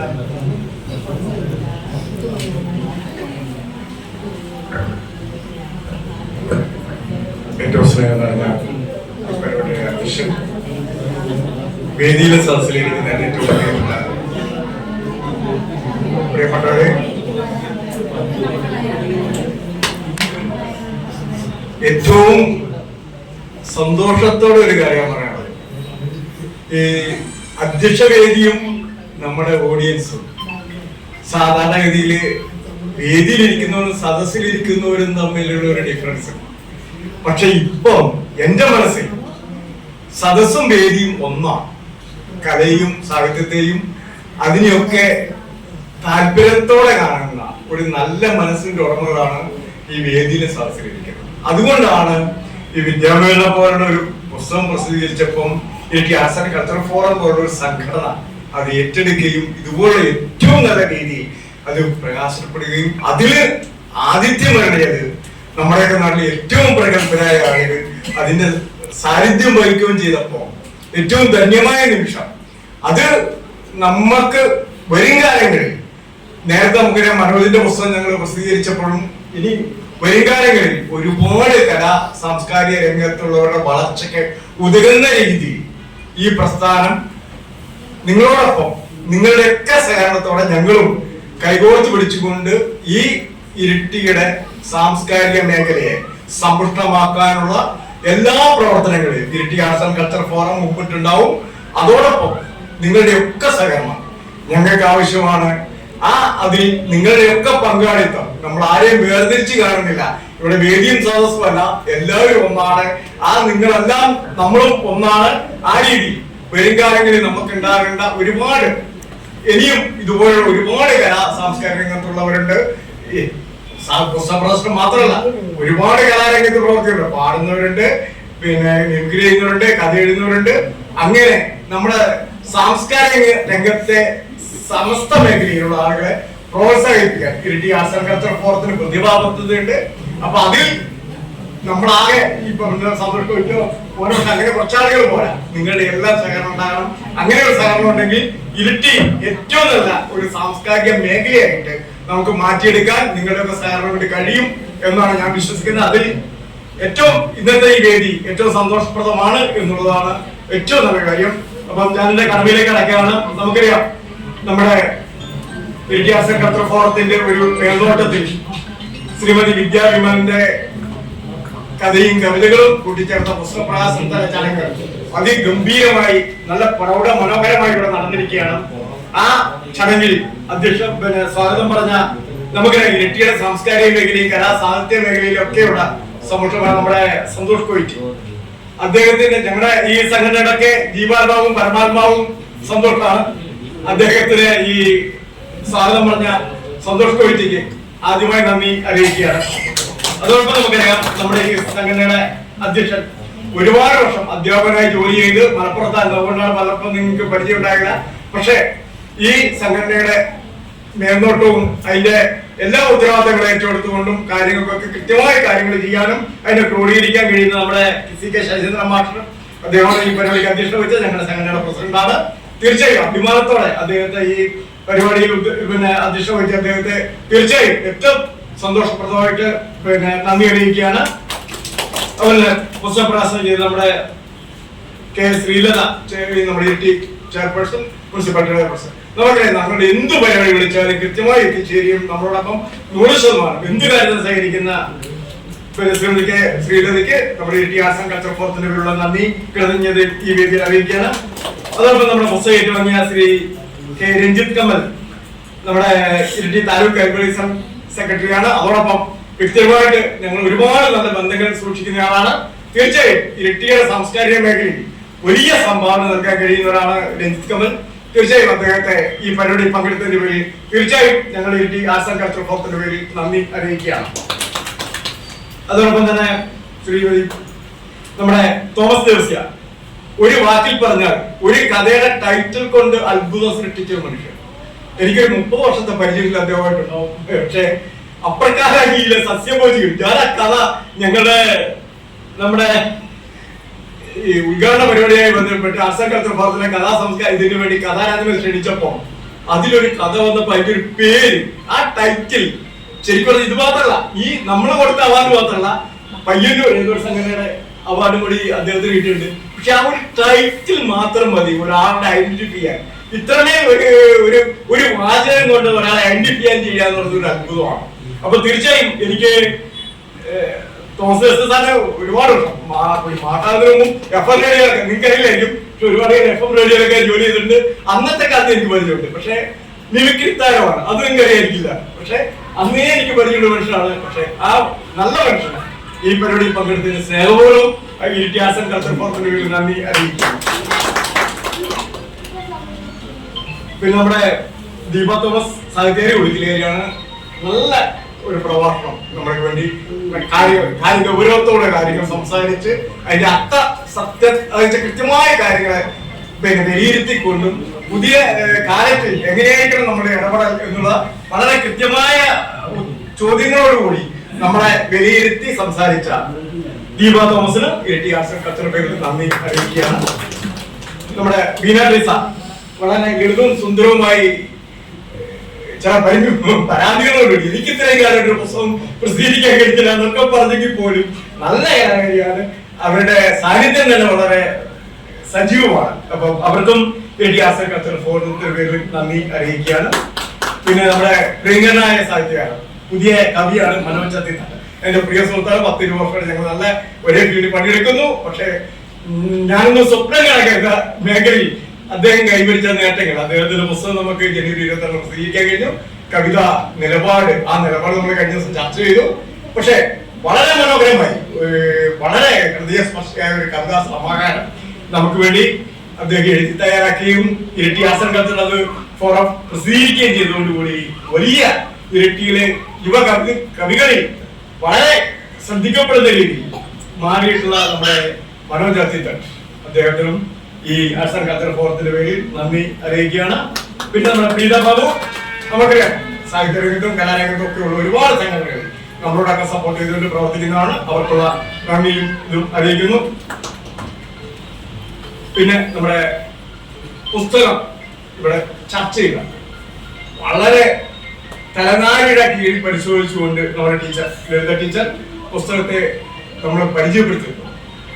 തീർച്ചയായും നമുക്കറിയാം ഒരുപാട് പേര് നമ്മുടെ മനോജിന്റെ പുസ്തകമൊക്കെ നമുക്ക് കഴിഞ്ഞ ദിവസങ്ങളൊക്കെ ചെയ്താൽ ടീച്ചർ വളരെ ഒരു പുസ്തകം എങ്ങനെ ഒരു പുസ്തകത്തെ വായിച്ച് അതിനെ സന്വേഷിച്ച് എങ്ങനെ അതിനെ മനസ്സിലാക്കിക്കൊണ്ട് നമുക്ക് അതിന്റെ സന്ദേശങ്ങൾ എങ്ങനെ നമുക്ക് തരാൻ കഴിയും, അത് കൃത്യമായി നമുക്ക് വേണ്ടി തന്ന പിന്നെ ലളിത ടീച്ചർ നമ്മുടെ സംഘടനയുടെ വൈസ് പ്രസിഡന്റ് ആണ്. തീർച്ചയായും ടീച്ചറിനുള്ള നന്ദിയും കടപ്പാടും ഈ സംഘടനയുടെ പേരിൽ അറിയിക്കുകയാണ്. അതോടൊപ്പം പിന്നെ നമുക്ക് വിദ്യാഭ്യാസം ഒരു പുസ്തകം എഴുതുക, അത് പ്രകാശനം ചെയ്യുക എന്നുള്ളത് നമ്മുടെ ജീവിത അഭിലാഷമാണ്. ഒരിക്കലും നമ്മളൊരു സ്വപ്നത്തിൽ പോലും നമുക്ക് പ്രതീക്ഷിക്കാൻ പറ്റാത്തൊക്കെയാണ്. എന്തായാലും വിദ്യാഭ്യാസങ്ങളുടെ പുസ്തകം നമുക്കിവിടെ പ്രകാശിപ്പിക്കാൻ കഴിഞ്ഞു. എന്തായാലും അവരുടെ മറുപടി നമ്മൾ കേട്ടു. തീർച്ചയായും ഇനിയും വരും കാലങ്ങളിൽ ഒരുപാട് നമുക്ക് വേണ്ടി എഴുതാൻ അവർക്ക് കഴിയട്ടെ എന്ന് നമ്മൾ ആശംസിക്കുന്നതോടൊപ്പം തന്നെ ഈ പരിപാടിയിൽ അവരുടെ പുസ്തകം പ്രസിദ്ധീകരിക്കാൻ കഴിഞ്ഞതിനുള്ള നന്ദിയും കടപ്പാടും സംഘടനയ്ക്ക് വേണ്ടി അറിയിക്കുന്നു. ഈ പരിപാടിയിൽ പങ്കെടുത്ത എല്ലാ പ്രിയപ്പെട്ട ആളുകൾക്കും ഞാൻ പറഞ്ഞല്ലോ, ഇവിടെ ശ്രോതാക്കളോ കലാകാരന്മാരോ ഒന്നും വേർതിരിവില്ല. എല്ലാവരും നമ്മളൊന്നാണ്. വരും കാലങ്ങളിലും നമ്മളൊക്കെ ഒന്നിച്ചു നിന്ന് പ്രവർത്തിച്ചാൽ നമുക്ക് ഒരുപാട് മുന്നേറ്റം ഉണ്ടാക്കാൻ കഴിയും. അപ്പൊ ഇതിനുവേണ്ടി പ്രവർത്തിച്ച സഹകരിച്ച എല്ലാ ആളുകൾക്കും ഇരട്ടി ആർട്സ് ആൻഡ് കൾച്ചർ ഫോറത്തിന്റെ പേരുള്ള നന്ദിയും കടപ്പാടും കൃതജ്ഞതയും സ്നേഹവും അറിയിക്കുന്നു. അവസാനിപ്പിക്കുന്നു. ഈ പുസ്തക പ്രകാശന ചടങ്ങ് ഇവിടെ അവസാനിച്ചതായി അറിയിക്കുന്നു. എല്ലാവർക്കും നന്ദി.